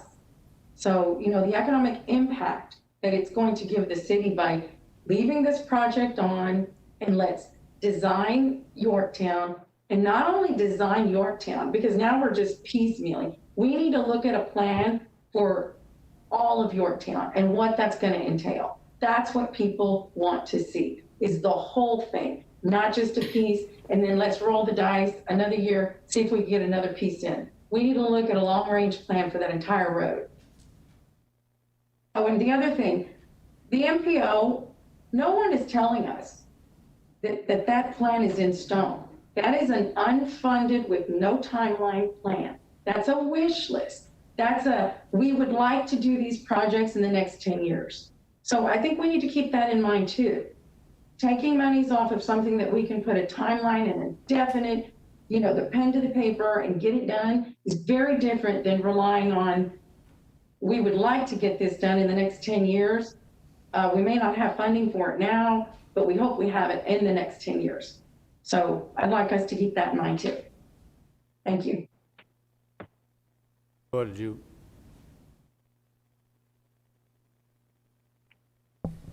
Real quick, there's a couple things. Peter, I know you and I talked quite some time ago. We were hoping that when we had the next bond that we were going to introduce, that we could do something on 624 with the sidewalks situation and drainage there. And I know that hasn't really been able to happen. So I want to just keep that in mind for the future, because I still think it's really important from a safety perspective and just overall for that 624 corridor. The other thing is that during the staff meeting, we had conversations about, even though, District 1, some of the roads are in here, that there's going to be other roads that the city staff are going to go out and directly work on, like Avenue C. And what I was wondering on two things, parks and the city streets, could you get me a list? If you know that you're going to work on those roads within the next upcoming year, if you could just give me a list, because a lot of times what happens is citizens, they see what we're doing here and what we've listed, and they think that's it. Yeah. So if we're going to work on some other parks and that were a part of 2018 and that, if it's something that we decided to do, I'd like just an updated list on that so I can keep everybody informed. Okay, we can do that. Thank you. And then just on the Northwest Boulevard, the corridor study, in fact, there's another meeting this Thursday. And what we know is that the MPO has dollars that were allocated for road widening, and we're gonna revisit that, because we're thinking maybe we need more pedestrian amenities Yeah. rather than that. So that's a good source of funding that we can look, and it's programmable. I don't think that's set in stone, the widening. Yeah, I just know that, in terms of the timeline, it could be a while. I just want to make sure that that's Okay. kept in the forefront. Right, yes, sir. Thank you. I did, Mayor. Sorry, I had a couple of just questions, real quick questions. I saw where Beach Road, or Access Road 3 was on there, but there was some reduced dollars. Any possibility of us being able to, in your conversations with the governor and maybe some damage that we may have been related to Hurricane Hannah, any possibility of us to being able to apply for some funds that maybe would help us improve those roads that may have been worsened by the storm over on the Park Road or Access Road 3? Yes, and there the is, other? yeah. So the federal government declared the hurricane a disaster for Texas, and that enables us to get federal funding. And so we have 50 people out right now assessing damages, and we'll be compiling the list. And so that's one of our projects that's on the list that will seek to get reimbursement from the federal government. Yes, sir. Very good, very good. Yes, sir. And then the other question I had, and this has to do with parks. I know we said we're not going to sell any more parks.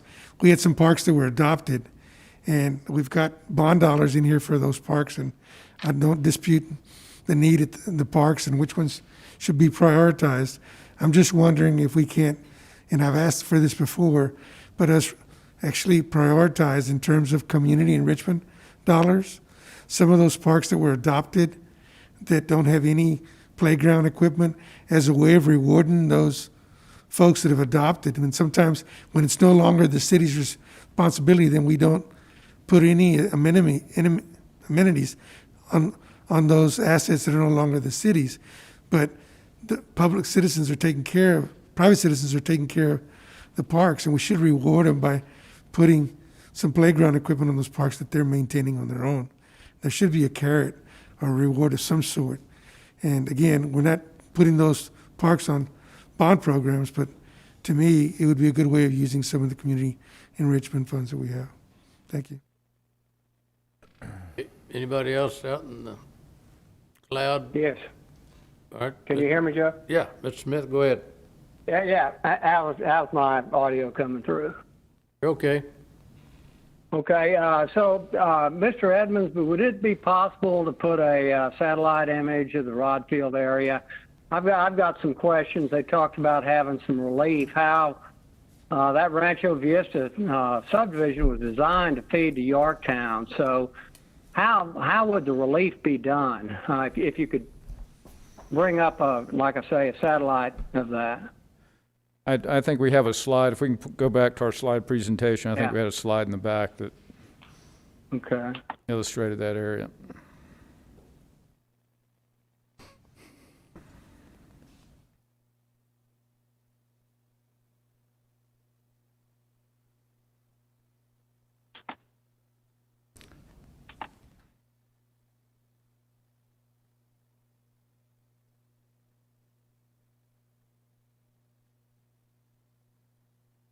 Keep going. Yeah, scroll through these.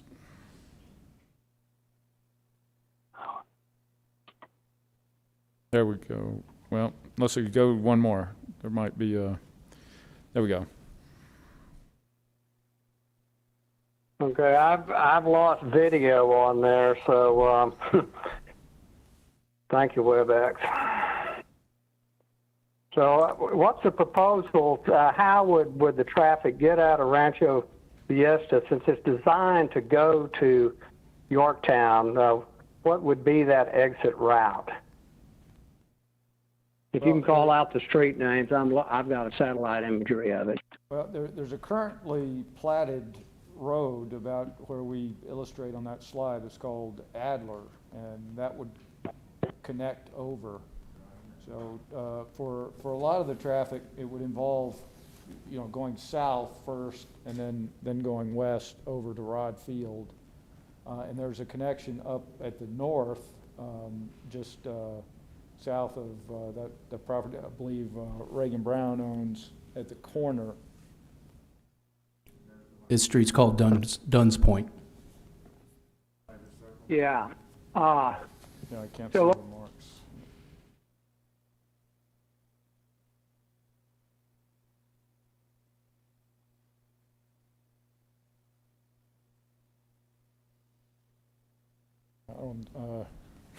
We can't draw on this the way that we used to, but, yeah, so, and I wish there were more connections, but, there is one up towards the north, there's one at the south, and I believe there's more planned. Of course, the future Oso Parkway is going to connect into there.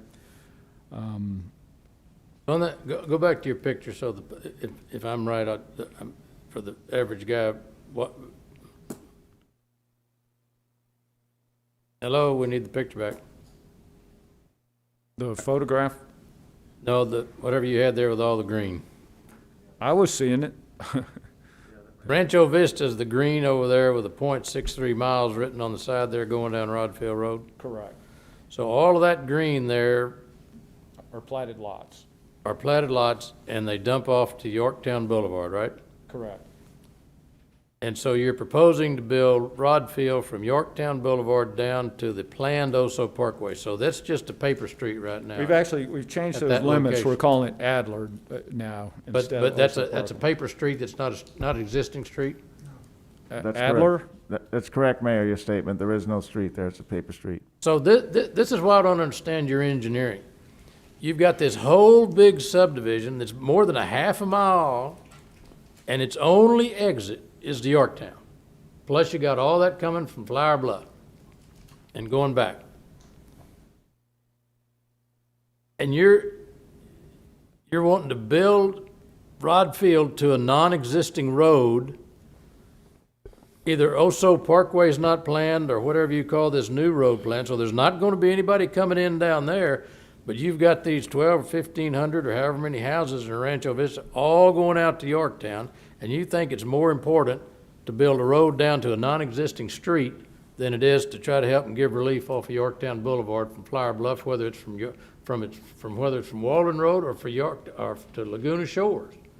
That just doesn't make common sense. Now, I don't have an engineering degree, but common sense just doesn't say that's good for your money. I don't think we're saying more important. I think we're just saying in terms of sequencing. Well, priorities.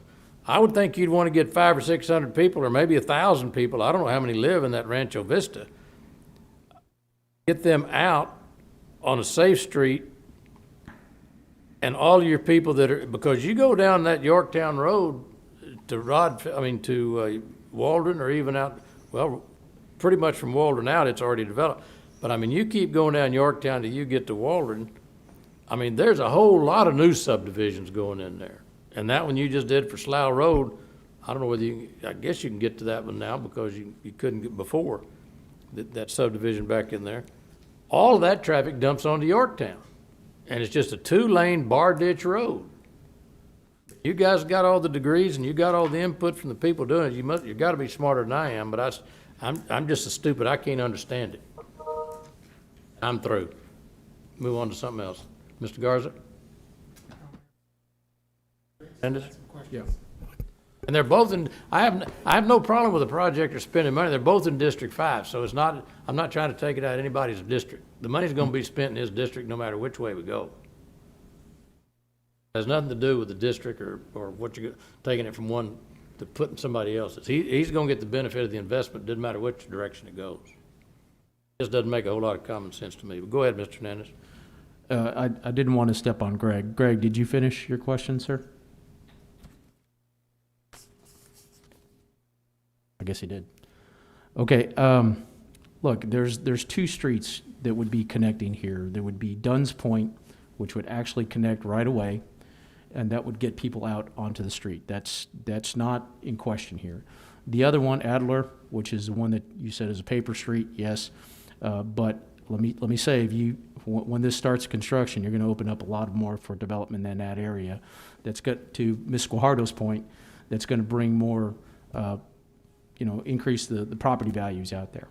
Now, I understand, this, we're looking at this from the perspective of what is best to get people out off of Yorktown, right? So if you have the problem with more people coming from Flower Bluff You want to get as many people off of that road because it's still a 2-lane road right now.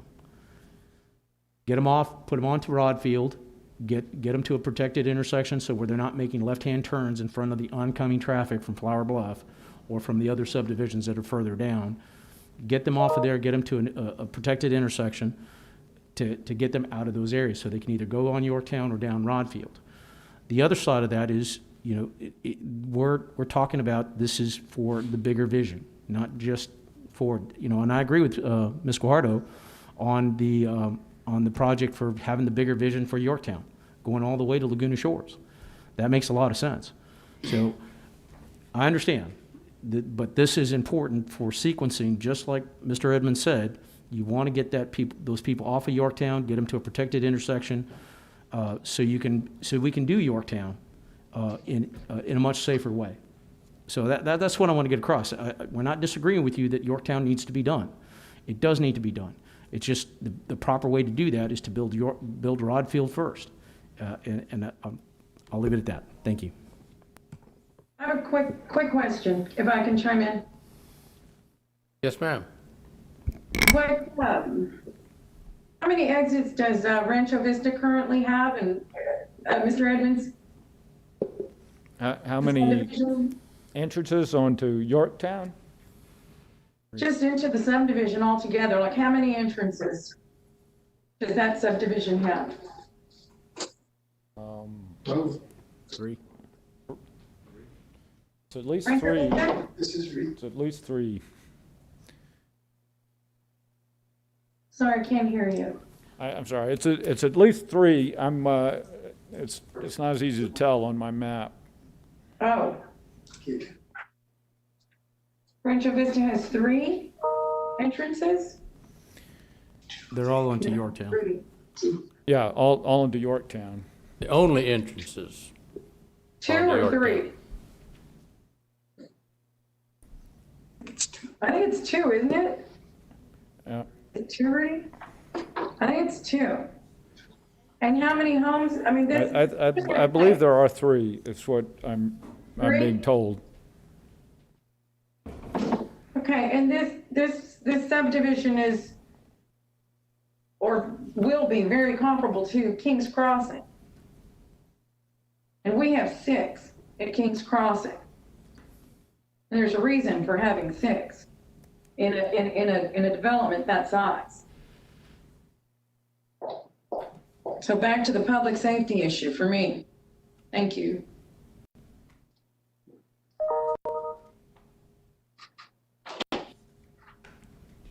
Anybody else? Yeah, Mayor, this is Roland. Okay. Jeff, can you show a map without, as the mayor calls it, paper streets? What does it look like right now? I'd have to talk to our control room and see if they could pull that up. I mean, all the, and it's. Well, the next slide was really zoomed out. We could go back to the.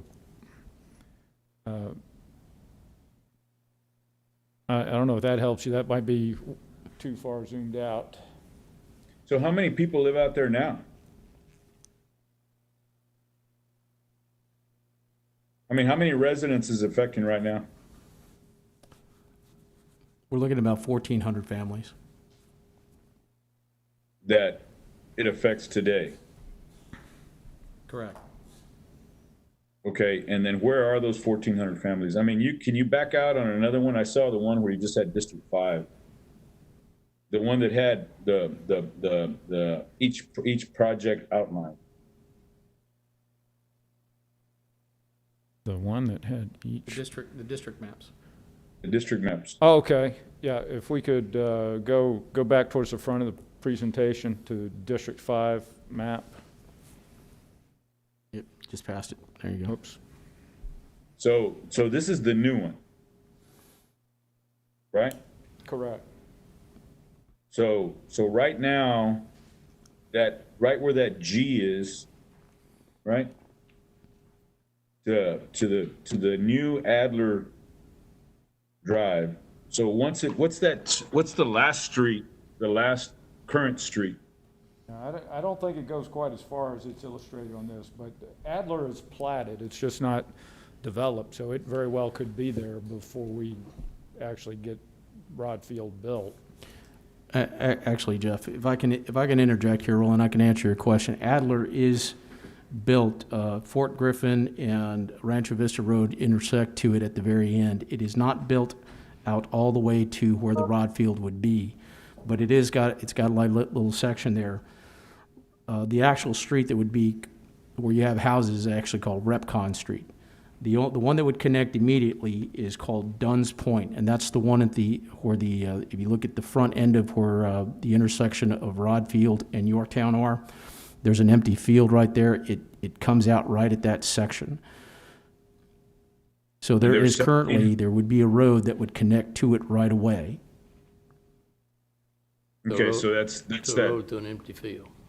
That final corner, and so I guess that's the challenge that I have. I mean, I know I don't particularly like to get involved in another district's business, unlike my colleague in District 5. But anyway,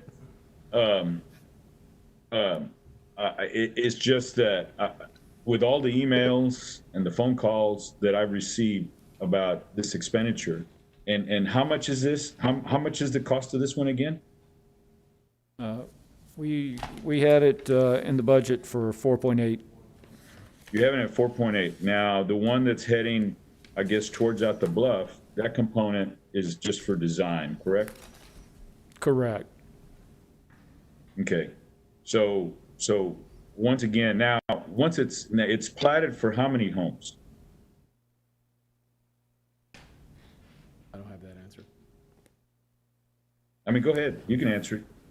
Well, I don't have that answer. I don't have either. that answer, but it's a significant amount more because you're looking not only on the Rancho Vista side, but further down Yorktown, and then you also have on the other side where you have the streets like Excalibur and Guinevere and those sections over behind Bill Witt Park that would also access this road. Okay, and then how far, if we built it right now, how much of it is going to go, as it's called, I mean, how much of it is going to extend into fields right now, today? Well, our proposal was to stop at that Adler, which is that last platted street. The last platted street. Now, when will development begin? I said, so what would be our schedule to complete this? Well, typically, we would procure designers after the bond passes, and this could go to construction, I would say, late 21, early 22. Okay, early 22. So, and that's early 21. So, you know, I just say, because, you know, Holly Road was a 2012 bond project. Ayers was 2014, correct me? And, you know, I guess I wonder if this goes out that far. So let's assume your ambitious schedule of late 2021 is so it would be completed again. So you're thinking completion late 2021? No. I said it could go to construction in late 21 or early 22, and then. And so when do you think it would be in completion? I would say 23 sometime. 23. Okay, so it's done in 23. So when would the developer begin? Typically, when would the developer begin his component if we're not going to be done till 2023?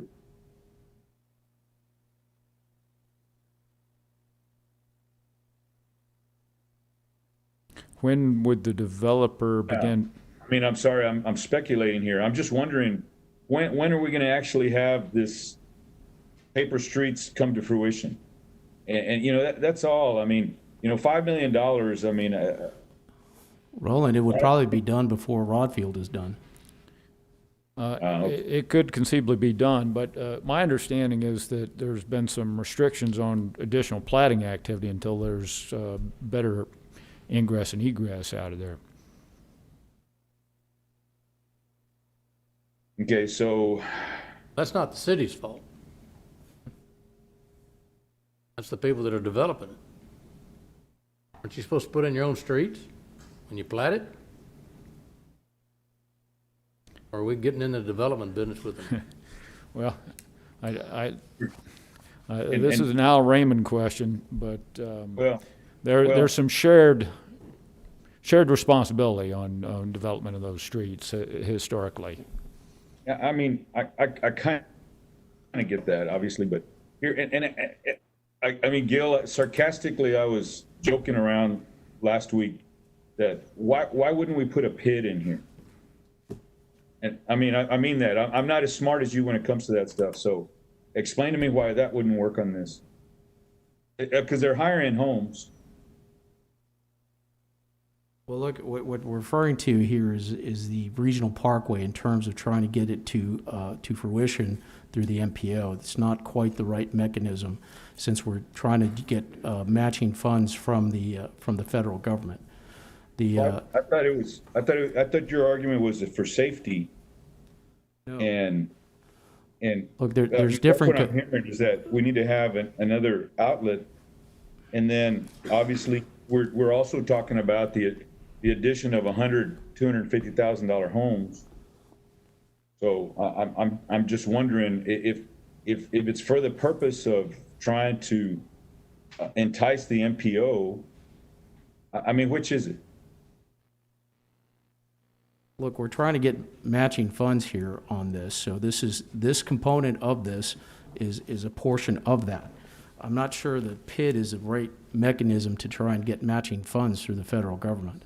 Well, that's what I'm saying. If that's you, so you want to do this so that way we could leverage our funds. So that way, so how much is the MPO going to be able to provide to extend that parkway? Well, they have to do, the MPO doesn't do it. It's obviously TxDOT and the federal government. And what we're talking about is the regional parkway that goes over the Oso Creek, which is talking about the bridge. And we're talking about Part B of the regional parkway, which is on the other side, which is outside the city limits. And it would also include, I mean, we have no control over that. We have to have help from the MPO and TxDOT for that. That's that portion of it. Our portion is to get the portion of Rodfield out to Oso Creek. Now, it's an 80-20 split there. That's what we're talking about.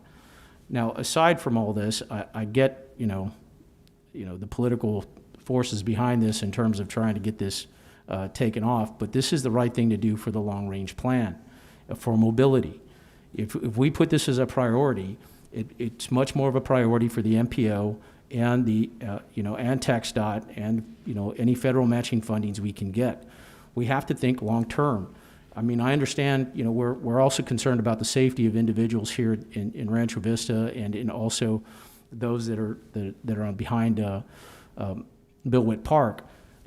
We need to address those. We also need to address Yorktown. We have limited funding, but this is a sequencing issue and also making it a priority for the bigger picture for mobility to get people out there. So I understand what you're saying, Roland, but I mean, this is not something that has just come around in the last few weeks. This is something I've been working on for the last 2 years with the MPO in trying to get this thing kickstarted. Now, along with all the everything going on there, not just all the development around Rodfield and Yorktown, but also the Del Mar campus. We have to look at it from a bigger picture. So that's what I'm trying to get at. Does that make sense, Roland? Yeah. So we're hoping to leverage funds, but we're not sure what kind of funds that we'd be able to look. No, and I'll forward you an email I got from Robert McDonald, the director of the MPO, in terms of what that looks like, in terms of what that portion would count towards that 20%, which we would have to be on the matching side. Again, it delineates that we have to follow the federal guidelines for procurement of the property, which we already have, the environmental studies, all the things that we have to do. I think they call it an NAMBY process. Richard, help me if I'm wrong with the terminology there. But as long as we follow that process, we get credit for this towards that 80-20 match. Okay, Richard's going to answer the question there. So the environmental portion is the NEPA process. NEPA. So that NEPA process is important. If we don't follow that to a T, we will be excluded from that matching fund, sir. Okay, so that's what I'm talking about here, is that if we, we follow the process, this goes for, this portion is not, we don't lose out on funding from the MPO or from the federal government. We just have to follow the process. And Let me ask you a question. So I don't see any other light. Mr. Gardner, is your light back up? Okay, well, but let me ask you a question.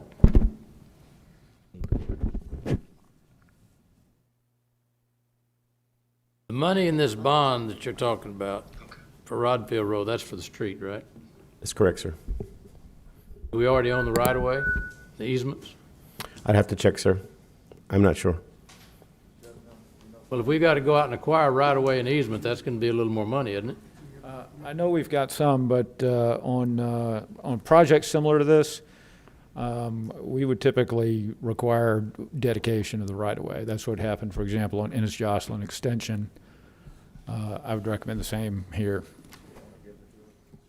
Or we don't build the road. So there's no land acquisition cost for right-of-way? I would not be recommending paying for right-of-way on this road. We don't have any in the budget, put it that way, Mayor.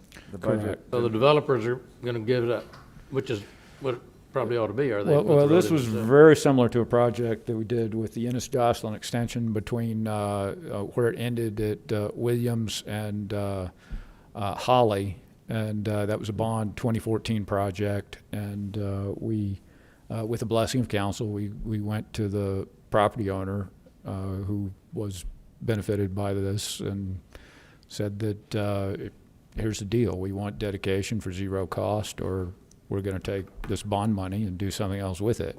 And they dedicated the right-of-way. Okay. Mr. Garza? Well, go ahead. I still wasn't finished. Oh, I'm sorry. I thought you were. Go ahead. Mayor Gregg also has a comment when you get a chance. Okay. So Gil, I'm just asking for prioritization here because like I said, I typically tend to try to keep my business out of it. It's just obviously I have a responsibility because so many people reached out to me, and whether that's political or not, I don't know. I think it's just a lot of concerned people. So let me ask you something. If you were to prioritize this, you're obviously prioritizing this over a whole bunch of other streets. So is this the most important project to you? in terms of future bigger vision, yes, this is an important project for District 5 as a whole. You know, I understand we have lots of streets we need to deal with, but in terms of overall mobility, yes, this is incredibly important. Okay, I just want, because I know when I was contacted, and you know, we obviously started to prioritize, and I just want that clear that this is one of the most important projects for you to get completed. Well, let me say, Roland, I campaigned on this in terms of the mobility and the future of that area. So yes, for me, this is something that I've been working on for 2 years. So it's, again, to jumpstart this regional parkway. We have to have a bigger vision than just what's the here and now. This will pay dividends down the road, not only for District 5, but also for the people on the island. If we can get the jump start on and put it as a priority for the city, for the regional parkway, that gives us the first leg to getting a second access to the island, second bridge to the island.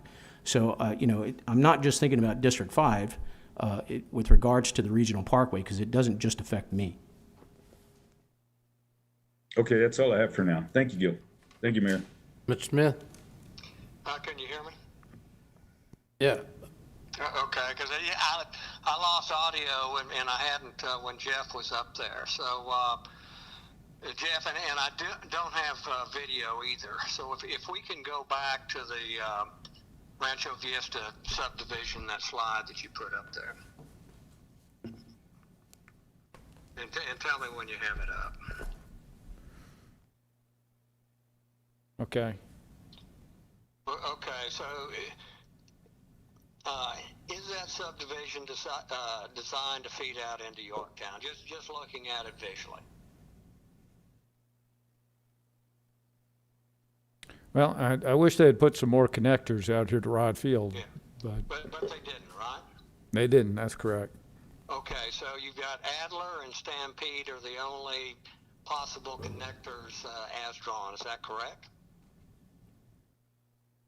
I'm not sure about those names, and the map on my Okay, screen Adler doesn't have it, and but Dunn Point, Stampede, you wind around to get to Dunn Point. you've got two connections there that are probably 0.4 of a mile apart.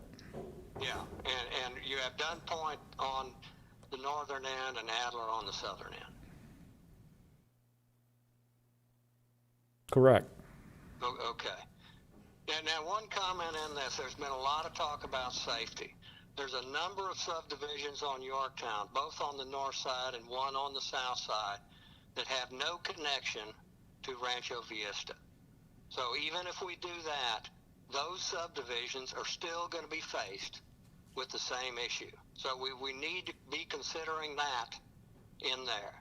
If we want a secondary point for Rancho Vista in construction or otherwise, it's 800 feet from Dunn Point to Rodfield Road.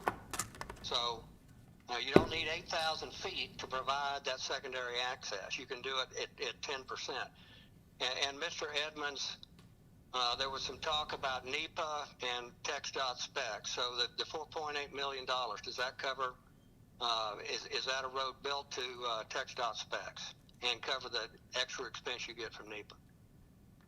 I'm going to have to do some research on that, but I think following that NEPA process is, I might have to revisit those timelines that I was quoting, if that's going to be a requirement. Okay, so you didn't know NEPA was going to be a requirement then? I'm sorry.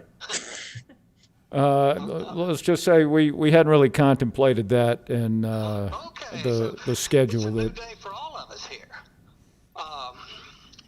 And one other comment. So this is the Flower Bluff Schools. I was contacted, and it was their understanding that Yorktown was going to be put on the 2020 bond with it. I think we've got some letters to that effect. Is that correct, Ms. Huerta?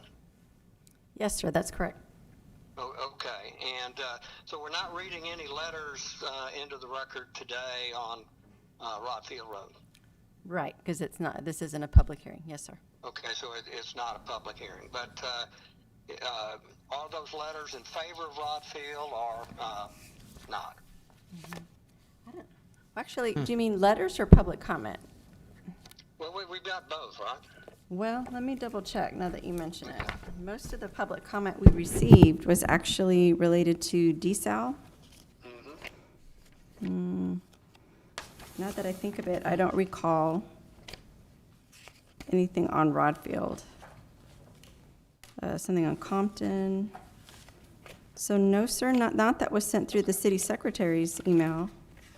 Okay. Okay, so what we're looking at, even if we do Rodfield Road, we have 4 subdivisions that will not be connected, that will still be tied to Yorktown. We have Del Mar. We have much more traffic coming in to that intersection because of the building from Del Mar, from the regional base.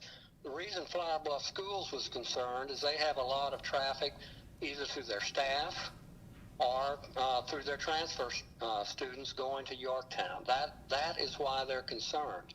Where is the highest traffic on Yorktown going to be? Where all those new subdivisions are. The 3 exits of Rancho Vista that go into Yorktown, the other subdivision that's nested in on the south side, the 3 subdivisions that are under construction on the north side that will never have a secondary exit on there. So for safety, we need to get Yorktown done first, because the longer we wait, the more the traffic is on a narrow, dangerous road.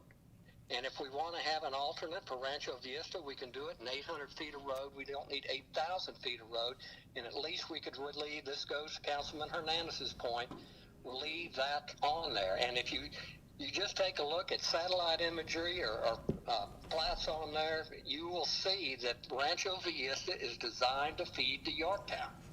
And it's not designed for Rodfield Road. That this Rodfield Road extension might open up some ground further past it, but all of that still is moving northward onto Yorktown and not onto Rodfield. So I think as far as safety, and I understand Councilman Hernandez on the total Rodfield where you cross the Oso, it's very important in the parkway with it, and I think it's on the 10-year plan, and we'll let the state do it. And I'm concerned hearing the staff is unaware that now this extension will have to be done at a more expensive and more time-consuming specification with it. So I think Yorktown's a better route to go. So I've said my 10 cents. Thank you. Garza? Just a question for staff, and my understanding, based on the limited amount of knowledge I have about development, is that the local streets are done by the developer. The residential size streets and spec streets are done by the developer. The collectors or any arterials that might come up in a development are typically a shared expense. I guess the city puts it in, and then they get reimbursed some of their monies when the property owners along that street start to plat. Then they start to pay whatever it is their pro share or pro rata share is of the cost of that street.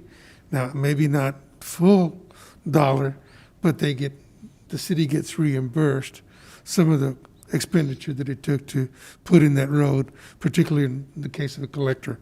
And so am I wrong in that assumption, or is that actually accurate? Mr. Zanoni, do you know? Sorry, Councilman, can you repeat that question? The question is that it's my understanding that on developments, the developer does the streets, the local streets, that's and then the correct. collectors are shared. Yeah. And then if the street comes in at the city's expense, then the developer, as he's platting those properties, they pay some portion, whatever portion of their pro rata share is on the improvement of that roadway. Right, for the arterial and collectors, it can either be 100% paid for, as some of the examples that we used, or there's a rough proportionality where they pay a fair share of their proportion that contributes to the traffic. So do we have a mechanism of actually being able to collect their pro rata share? Yeah, I don't think we do. I don't think Al Raymond's on this call, but that's part of the plan that we're working on.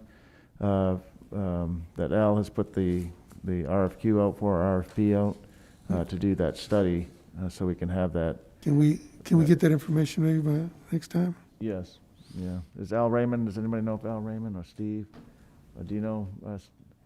I'm just not familiar enough still with our building, but I know the tool of rough proportionality and having, not having the trust funds, but rather having the other development tool would help us get that. I have a partial answer. So there is a policy where they make a payment in lieu when they're platting adjacent to a street like Rod Field, and we've collected several of those payments in lieu on this, and they've entered into an agreement with the Brazelton group as they're doing their subsequent phases, and this total of what they've collected, and I think they've probably collected about a third of this, and 2/3 based on an agreement comes up to about $444,000. That's for Rancho Vista. Yeah, that would be one of those developer trust funds that we have, but is there any money left in that trust fund? This one, there's some cash money that's about, I'm going to say, a little over $100,000, I believe, and then the rest, there's an agreement that they will continue to pay into that as they're platting subsequent portions. All right, thank you. Any other comments? Yes, sir. Thank you, sir. I guess this is a question for staff. Being in District 2, I'm far away from this corner of town. And I guess for Mr. Edmonds, are there any additional approved projects or plats coming down the pipeline that would benefit from Rodfield construction that you're aware of? I would have to say yes. I think there are plans to extend that to the south as far, as close to the Oso Creek floodplain as they can. Okay. How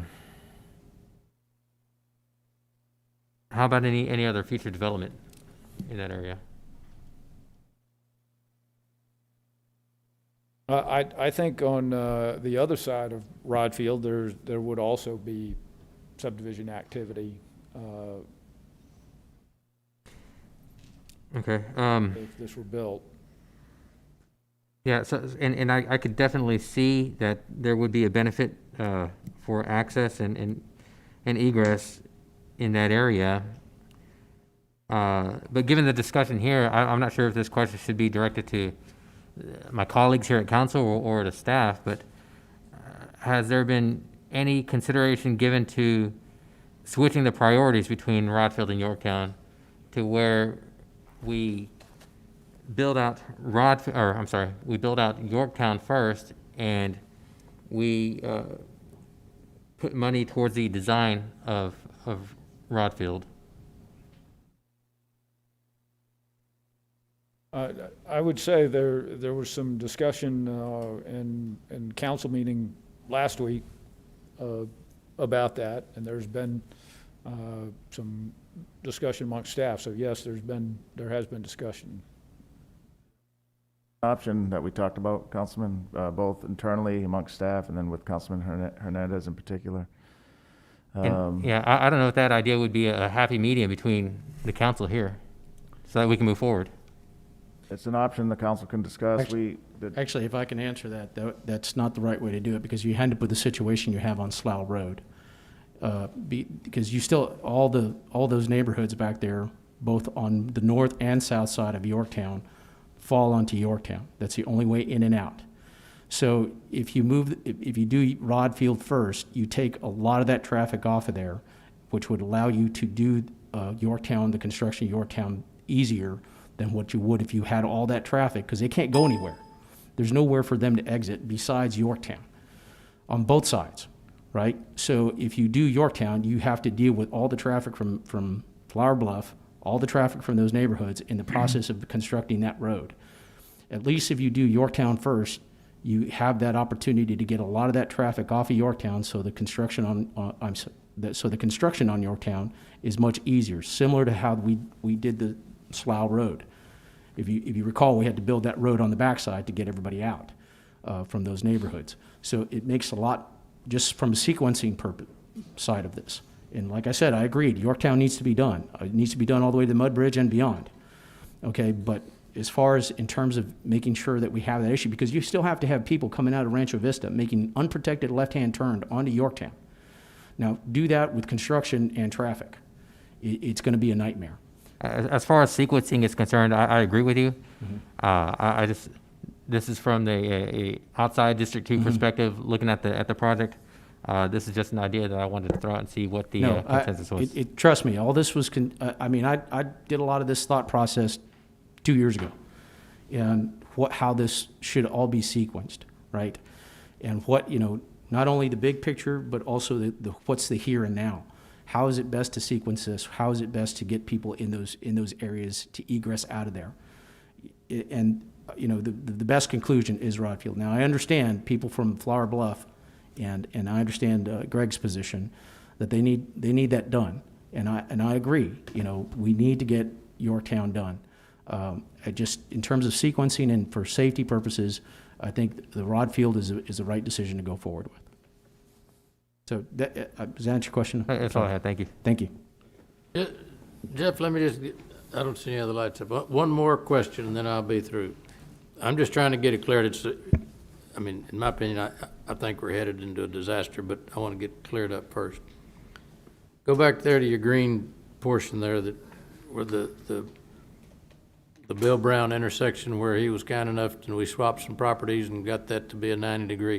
All right, that little corner right there, that's where Rodfield, where we we flipped some property and Brown gave us that right away, and then on the airline, but that right there on the corner of Rancho Vista that's not, it's just vacant land according to this picture, right? Is that Correct. Brown's? You're talking about the northeast corner Is that quadrant? Brown's? That's correct. They're planning a shopping center in that location.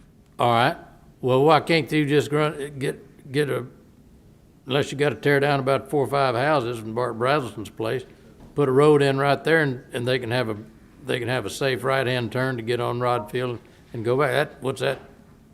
50 feet, 100 feet, instead of going 2 miles or however long it is out here. If all you're trying to do is dump Rancho Vista onto Rod Field, do it right there. I mean, you already got the dirt on that end. I mean, Bart has no exit anywhere in that subdivision, and he's got houses backing up to that. No streets, just houses. So if you're gonna put in a shopping center, there's gonna be a road right there. Just he and Bart can get together and have lunch at Whataburger and figure out how they can get their people to tear down 3 or 4 houses to get to that road. What's the name of that? Because this Oso Parkway, it's green on the map, but it's dirt in life. There ain't nothing there, right? That's correct. And on the other side, what's the name of this street you keep calling it? Greiger? On the other side of Whatever street that's gonna tie into Rodfield Road that doesn't exist but it's going to. Adler. Adler, where is it? That's north of this Oso Parkway. So that's the last platted street. You can see where it's partly constructed here. Can you see that map that they have up? No, I'm seeing a map. I don't know if they are. Oh, there you go. All right, there's Adler down there. I guess that's what that says. And it just, I'm not sure where it goes to or where it doesn't go very far. Well, it's in 2 parts there, but there on the left-hand side of your screen is where it would connect to the Rod Field right-of-way. So what we were proposing is to extend Rod Field down. This Adler is in the back end of Rancho Vista? Correct. But there's a whole big blank space in there between whatever that is. So anyway, right now, all right, if you're worried about people coming down, so if there's a big traffic problem, so is Bart gonna provide an opening to come through Rancho Vista for everybody that wants to travel up and down Yorktown? Well, Because his entries are all on Yorktown, and there's nothing on Rodfield Road.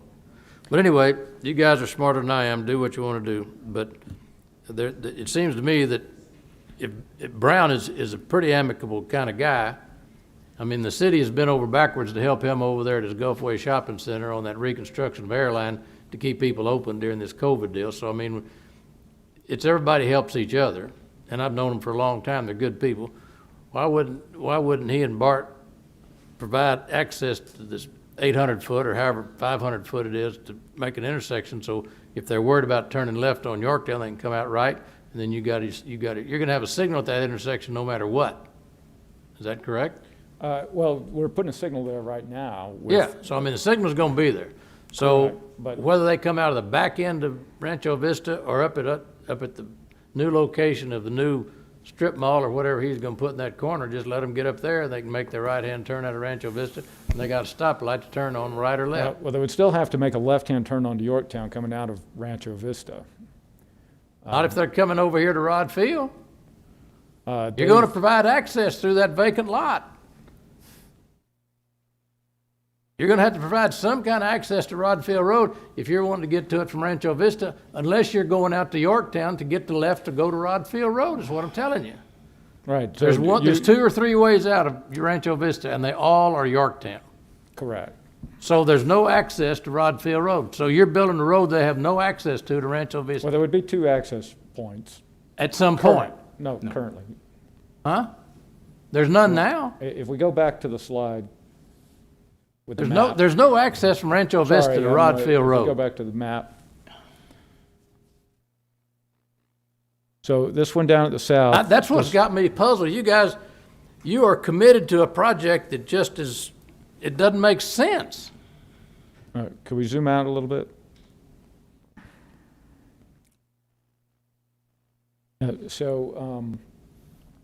There's a road up there at the north, that vacant tract, and the kind of southeast quadrant of the intersection. Cattleman's Drive, is that what that says? No, the street that connects to it doesn't have the words on it, but it's called Dunn's Point. D-U-N-N. All right, Dunn's, you Dunn's mean Point. between the Brown vacant property and Rancho Vista? That's correct. That is Dunn's Point? That's Dunn's Point. And Well, it bada bing, bada boom, just, there you go. You come out of Rancho So Vista. it connects to the right-of-way, so a lot of these homes would come up to that point and make a left on that, and then turn right onto Rod Field to go up to the signalized intersection to make the controlled left turn. Where's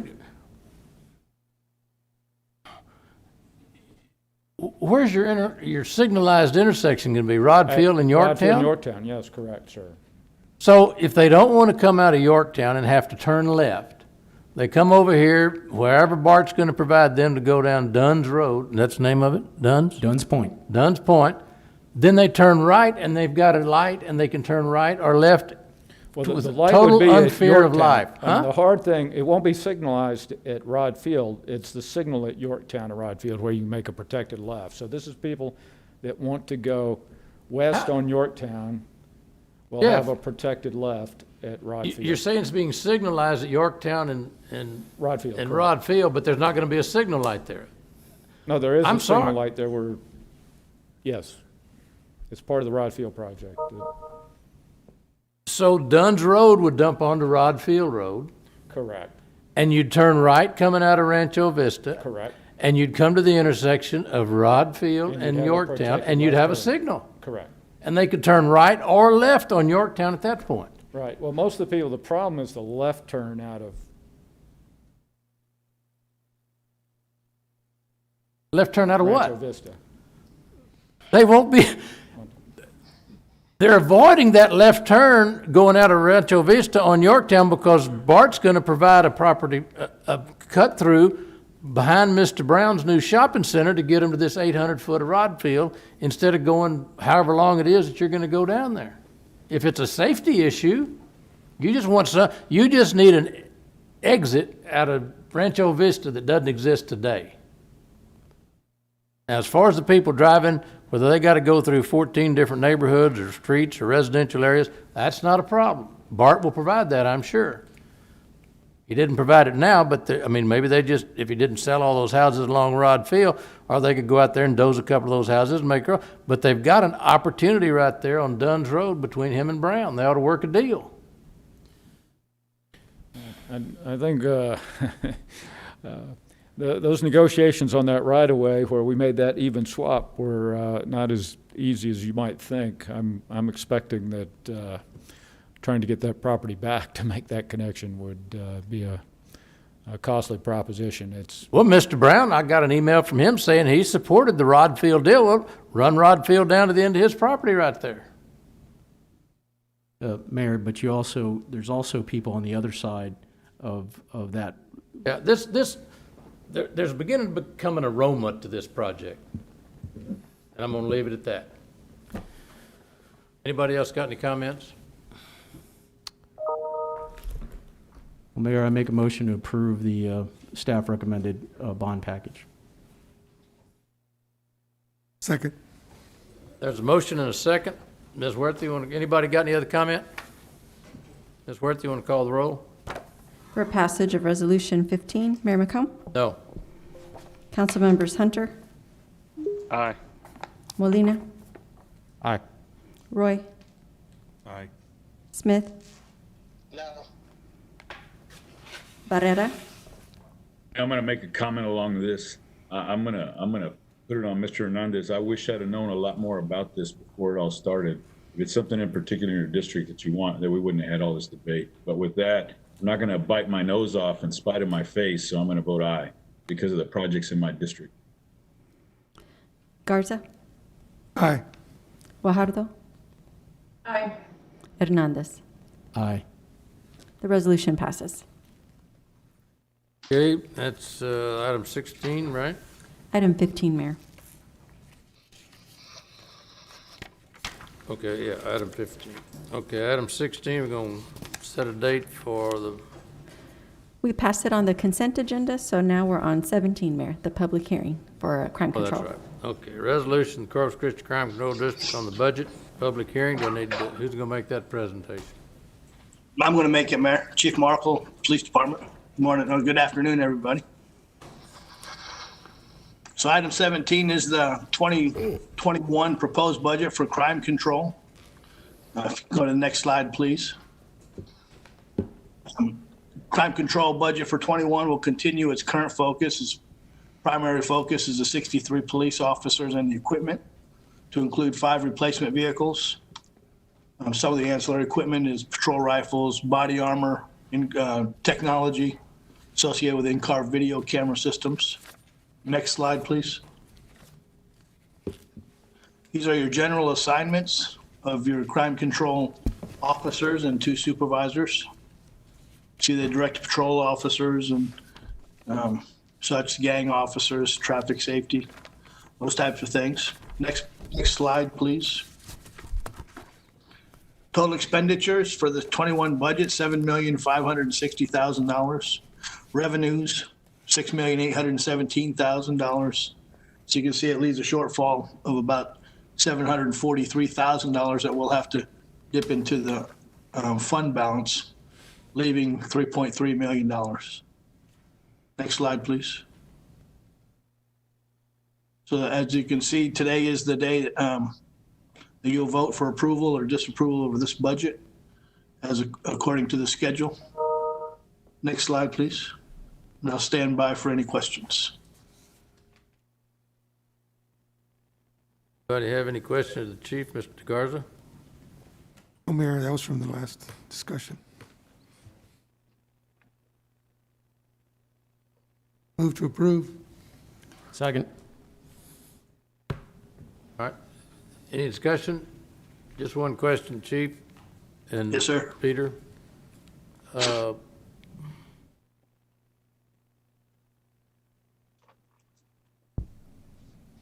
And we've been whittling down that fund balance. The rate we're going, you got about 3 more years if things don't change. Yeah, that is the perfect calculation. It's exactly right. That's why we whittled down all our special programming to only include the officers. So my question is, and I don't know when you start planning it, I mean, if you're talking about academies and you're talking about everything else, at some point, I think you go, the council, or you or somebody, because this really funds 65 officers, or is that the number? 63. 63 officers. Yes, sir. So if something doesn't drastically change in the revenue, 2.5 or 3 years, you're not going to be able to support these 63 officers. That's correct. And that's why I came to you a few years ago and you guys made the tough decision of removing other programming, even though, the conversation was there are several $1 million left in fund balance. Why would we get rid of other programming? Well, this is why. Yeah. It's in an attempt to extend our police officers as much as possible. And those conversations have to start. They actually have been started. That's why we are where we are. Yeah, well, I knew you'd gone back to just covering the cost of the officers, but I didn't realize it's going to run out of money that quick. I mean, it's going pretty fast. Well, these 2 years are pretty big hickeys. $1 million in the fund balance current year and 3/4 anticipated next year. So hopefully things turn around and slows it down a little bit. But eventually that fund or those officer costs will outrun that fund. Thank you. Yes, sir. No. Fire alarm? What'd you do, Mayor? I don't know, but get the water hose. I don't. There has been a report of an emergency. Proceed calmly to the nearest exit and leave the building immediately. You want to recess the meeting for our fire drill, Mayor? All right, we're going to recess for a fire drill. Is that a wrong way you were talking about?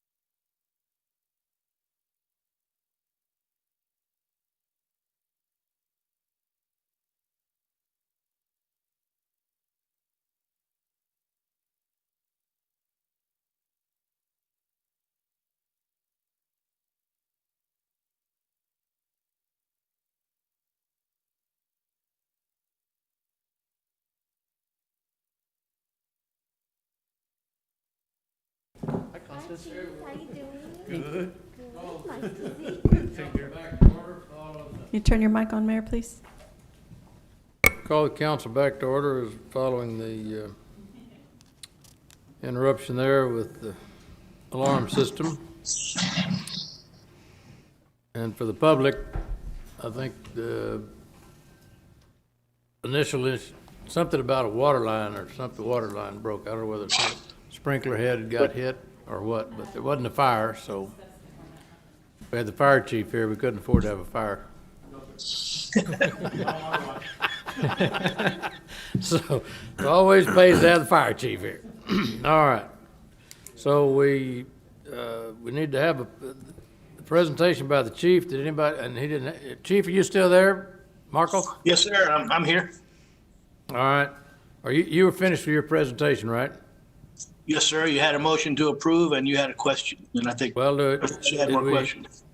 Did we have to call a public hearing? Did we Well, open we the can just public note hearing? it's a public hearing, open, and then there were no comments received on that item, so All nothing right. to read into the So record. we open the public hearing.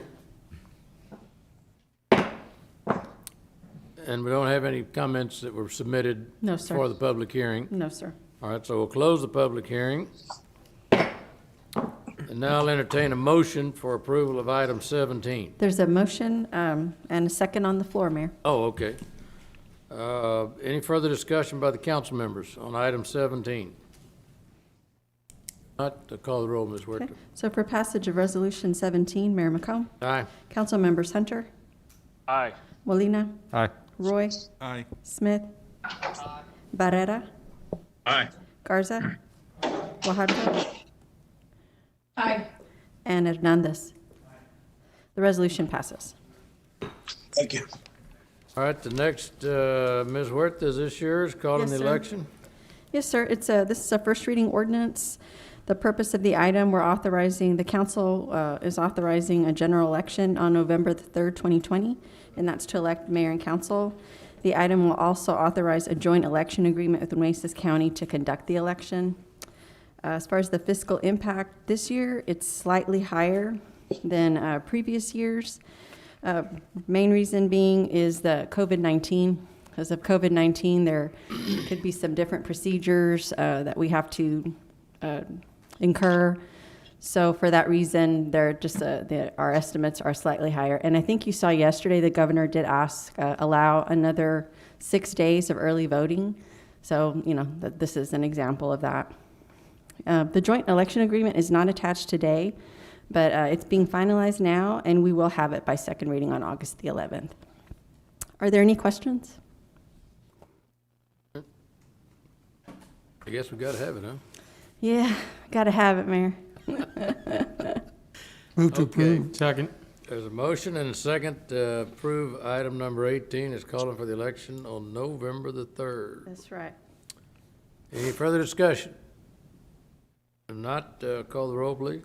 So for passage of ordinance 18 on its first reading, Mayor McComb, Aye. Council Members Hunter, Aye. Molina, Aye. Roy, Aye. Smith, Barrera, Aye. Garza, Aye. Guajardo, Aye. and Hernandez. Aye. The ordinance passes. All right, item number 19 is,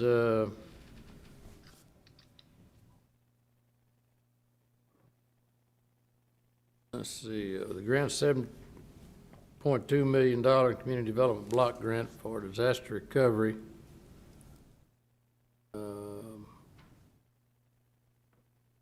And that's include Lavola Creek. That's correct. And some other thing. Speaking of Lavola Creek, I don't think we had any issues with it.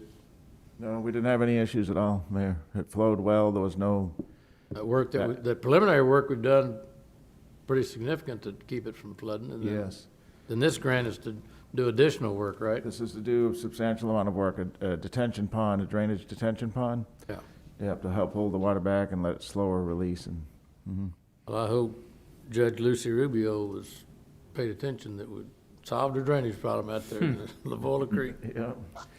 So, well, good. That's good news, and this will even make it better for the future. Yes, sir. All right. This is a grant for about $7 million. Let's see. appropriate $8 million. The whole thing is the grant is $7 million, right? Yes, sir. And then we got some additional things, so that's good, solve that drainage problem. All right, any discussion on this? That's not a public hearing, right? It's just an ordinance? That's right, Mayor. Mayor, I'd just like to make a comment. Paula, back here. All right, I guess I could put this on. I just want to thank everybody that worked on this. I understand this has been a project that's been ongoing since, my goodness, I think several years. So it's a huge win, I think, for the city. This is going to take literally a few thousand people out of that flood zone eventually. So, oh my gosh, I'm so sorry. Her name is escaping me. Do we have, Peter, do we have our lead there in the council? Yvette Dodd. Yvette, yes, I'm so sorry. I apologize for that. No, it's okay. Yvette, I know, has been working on this, along with her team, but I just want to thank her because this, again, this is years in the making, and this is going to affect a lot of people moving forward. So Yvette, thank you for working on this grant, for staying on top of it and continuing to do it and finally getting it done. We really appreciate it. I know the people who this is going to affect are really going to appreciate it as well. Thank you, Councilwoman Parham. hello? Who was Yeah. that? I wanted to speak, but I heard somebody else. Right. Somebody else say something? Yeah, Okay, Greg, do you have a comment, Mr. Smith? well, yes, and I think it's great that, we did that first section, and Paulette's, we've been talking about this for 20 years, and we just completed there at Greenwood. This is another addition, but we shouldn't forget that we've got the last reach of this stretch, which is from Greenwood to Oso Creek.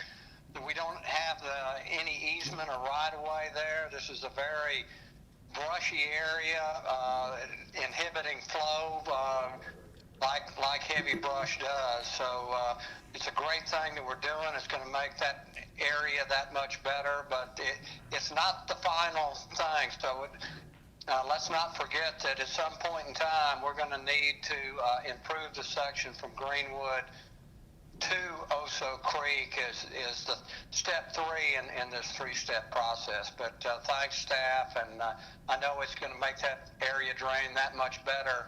And we've already seen the results from that. I think at $1.7 million we spent there at Greenwood improving that channel at that point in time. So that's it. Thank you. Yeah, and if I may add, Mayor, also, being the district rep, I want to express to everybody, particularly Yvette, because I know of all the work that she'd been working on it for years. This is a particular project that since I grew up out there, which is obviously a long time ago. Well, of course, I was closer to Moody High School, but I had friends that lived out there that it affected back when I was a kid in school. And this is a great project. Now, I think also it's going to help to open up the development along that area that's back along. This is even going to help the people in the Molina and the West Oso district areas that now we've got a place for that water to go, and it's not going to go into that neighborhood. So kudos to staff and thanks for all the hard work. And I know all the citizens of District 3, particularly in the area, appreciate it. So thank you very much. And with that, I'd like to make a motion to approve. Second. All right, there's a motion and second on item 19. Any further discussion? Hearing none, Ms. Worth, would you call the roll? For passage of ordinance 19 on its first reading, Mayor McComb. On behalf of Lucy, I want to vote yes. Council members Hunter, For Judge Lucy, yes. Molina, For Lucy, yes. Roy, Yes. Smith, I love Lucy, yes. Barrera, Another legacy project, yes. Garza, Yes. Guajardo, Aye. Hernandez. Yeah, this is my old stomping grounds with the Coca-Cola, so yes, absolutely, yes. Okay, the ordinance passes. Okay, we've got, one other item is, hold on here, I gotta find my. They're just regarding the executive session. My We understanding don't have is one. it's Are we- not, no, we're it's not not gonna going have to be an executive required. session. Yeah, we don't need it today. Okay, so we don't have an executive session. All right. Future agenda items and adjourn. Anybody got any future agenda items? I have one. Mayor, I just want to make sure we recognize that it is your birthday today. Oh, that's not an agenda item. Happy birthday. Happy birthday, Mayor. Happy birthday, Mayor. Thank you. Meeting adjourned. Hold up, Mayor. one more.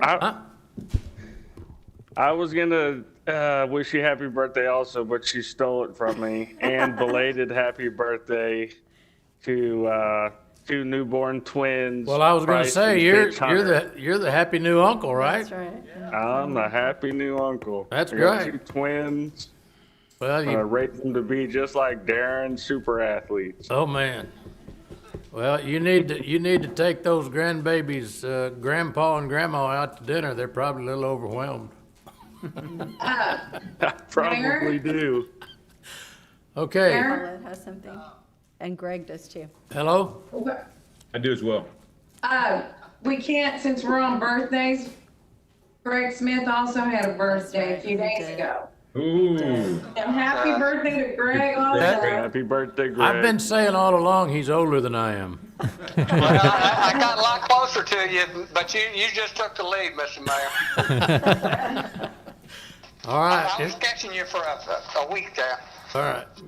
But I would like a status update, considering Hannah and the conversation we just had on Viola Creek and drainage. I know we've talked about raising the BFE to 2 feet for new subdivisions. So at some point in time, I'd like either an agenda item or a brief where we're sitting on that. All right. All right. One other thing, I'd ahead. like to just, are you done, Greg? Yeah, I'm done. Okay. If I'd like to mention, I don't particularly like to throw my personal life into here, but my father-in-law is in ICU. He tested positive for COVID, and he's literally fighting for his life. Oh, man. And he said today that if he can make it another week, he's going to hang in there. He's 80. He'll be 89 in October. But I particularly want to mention how wonderful the nursing staff and the medical team have been supporting him, and particularly a nurse by the name of Kendra Redding. Those people are so compassionate, and we really need to stress, politics aside, the importance of people wearing their masks, the importance of people being conscientious of not spreading this dreadful disease, because we're putting as our hospitals and our facilities are getting reaching capacity. What happens is that we put people in a position that they're having to pick winners and losers, and but I just can't tell you how. One time I was telling Greg, and hopefully I don't get all emotional here, but we were lucky enough to be on a Zoom call where she used her own phone, and you saw her get up in all her PPE, put on her mask and respirator, and put the phone inside a bag, and so that way we could visit with him, because that's the only access that he has to his family. It's just so important that we'd stress that to the community, but I want to thank the people at Spawn for that. Thank you so much, and your prayers will be appreciated. Thank you. We'll certainly remember them, you and your family. Thank you, sir. Hang in there. Anything else? All right. Meeting's adjourned 4:25.